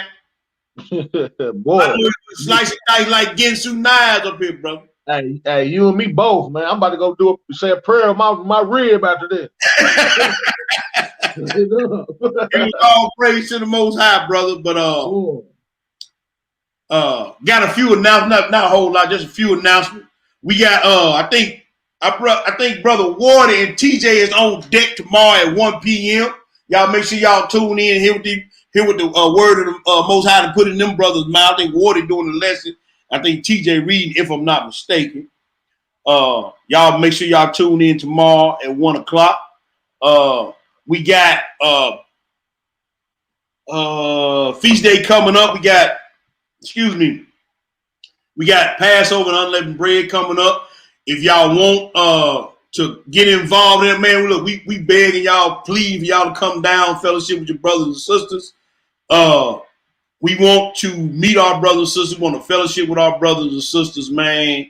And if y'all gonna be in the Memphis area anytime soon for one of the feast days, I know the feast day was put on our Facebook page, on Order Melchizedek Ministries Facebook page. If y'all want to come down, the Faithful Brew Amnon, y'all get in contact with that Hebrew. Y'all can contact us through an email or on the Facebook or whatever. We get the deals for the hotels and whatnot. We'd love to see our family come down, and we doing it big for Pentecost. They started to lift these bands and everything up, man. Hopefully, the Most High be with us. We're gonna be doing it big for Pentecost. Later on this month, we're gonna have a lot of the young gunners, the young brews gonna be coming up with lesson. D-Ro, I think you on deck this month too, ain't you, Hebrew? Yeah, the 19th. Yep, D-Ro got a lesson coming. I think I'm supposed. Am I reading for you on that lesson? Somebody else. I think I'm reading. I think you are. Okay, I know. Then we got, of course, the young lion. He gonna be up this month. No, I think he already been up this month. But I think he got another lesson. Then we got Tuvaya out of Austin, Texas. He got a lesson. He gonna be bringing up around Passover and unleavened bread. He gonna be doing something. Oh yeah, the young gunners. They was on last night. I think TJ and Corey shared it on their Facebook page, but it's on Tuvaya's YouTube. Again, they was addressing some non-messianic maniacs, talking about Joseph is the daddy. But I got to go back and look at that. I missed it last night. I didn't know they was on. But y'all go support them brothers. You got D-Ro and his reel, Aquila and Priscilla Music. Go check out their YouTube channel. They got some beautiful spirit-filled music on their channel. Go check them out. Aquila and Priscilla Music on YouTube. Y'all got a Facebook page, D-Ro? Y'all just got it on YouTube? No, it's just YouTube. It's just called Aquila and Priscilla Ministries. Ministries, okay. I'm sorry. Yeah. Aquila and Priscilla Ministries on YouTube. Yeah. Go out and check out their channel. I think D-Ro got some of his lessons up there as well on the channel. Y'all go check that brother out on his lessons. Got some spirit-filled lessons on there as well. Got some confirmation from the STL Brews. They will be in the building. They're going to be doing some lessons with us in the coming future. I actually talked to my beloved brother, Jebediah Boaz. He's going to be getting back with me sometime in the near future. We're going to have some of them brews doing some lessons on the channel as well. We got a lot of things popping.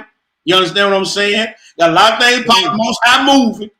Got these young gunners out here doing the work. Man, I'm just excited. The elders, I'm loving my brothers. And all coming up, we got a fellowship for the Brews. We got a after hours fellowship for the Brews on. I talked to Brother Andre. We gonna nail down a date. It's probably gonna be the weekend before Passover. You understand what I'm saying? We're gonna have a brotherhood meeting. Well, it's gonna be an in-person meeting, and we're gonna do what we always do: get together, fellowship, and have a good time. It's gonna be at my house, and me and Brother Andre. He came up with it. But when the Brews say they want a fellowship, hey, I can't say no. I'm gonna be like Dad Abraham. We're gonna throw the hospitality out. So y'all keep staying tuned for that. What else we got, bro? I think that's all we got. If Brother Warden, he got something, he'll let y'all know tomorrow. Like I said, we working on something big for Pentecost, man. Don't y'all miss Pentecost, man. We working on something big. I promise you we are. Working on something big for Pentecost, man. I'm excited, boy. The feast day come around. Why be getting excited? I know we got some brews, D-Ro. I know you and your family planning on coming down for Passover. Yeah, we there. We already booked. We got some more brothers and sisters. They already confirmed they coming. So, man, we looking forward to Passover. And hopefully y'all can make it back down for Pentecost, man. And just excited to fellowship with my brothers and sisters from around the country. I know Howard Brown said he may come out to Vayah. Be loose, some more people. So hey, man, we're gonna get it in. We're gonna have a good time. We're gonna praise the Most High Yah. Yes, sir. And we're just gonna enjoy our family, man. So that's all I got, Hebrew. What you got? What you got? Anything else, Hebrew? Nah, I ain't got nothing, man. I just want to say, send a shout out to all the folks online, man, listening to the lesson. I just want to thank Order Melchizedek, man, for opening up y'all home for me and my family. Hallelujah. Hey, we just appreciate that, man. And yes, sir. It's all praises, man, to the Most High, man. All honor and glory given. Right. That's right, Hebrew. That's right, Hebrew. Man, praise the Most High for you and your reading, your willingness to put your hand to the plow, brother. I really praise the Most High for you. Man, I pray the blessings of the Most High on you and your family, man. So y'all keep y'all head down and keep getting it. Hey, we ain't got no choice, man. We ain't got no choice. That's it. Man, y'all pray for me and my family. Pray for me in the ministry, man. That Most High continue to give us wisdom, knowledge, understanding, and physical strength to continue to do the work. You know what I'm saying? So we need y'all prayers more than we need anything. You know what I'm saying? So much love to you, family. Yes, sir. All praise, honor, and magnificent glory is unto our power. The power of Abraham, the power of Isaac, and the power of Jacob. So our brothers and sisters, as always, we salute you. Mm-hmm. Heroes in the building. My brother. I'm your brother T Boogie. We gonna holler at y'all on the other side. Y'all enjoy the rest of y'all Shabbat. Shalom. Peace and love. Peace and love, brother.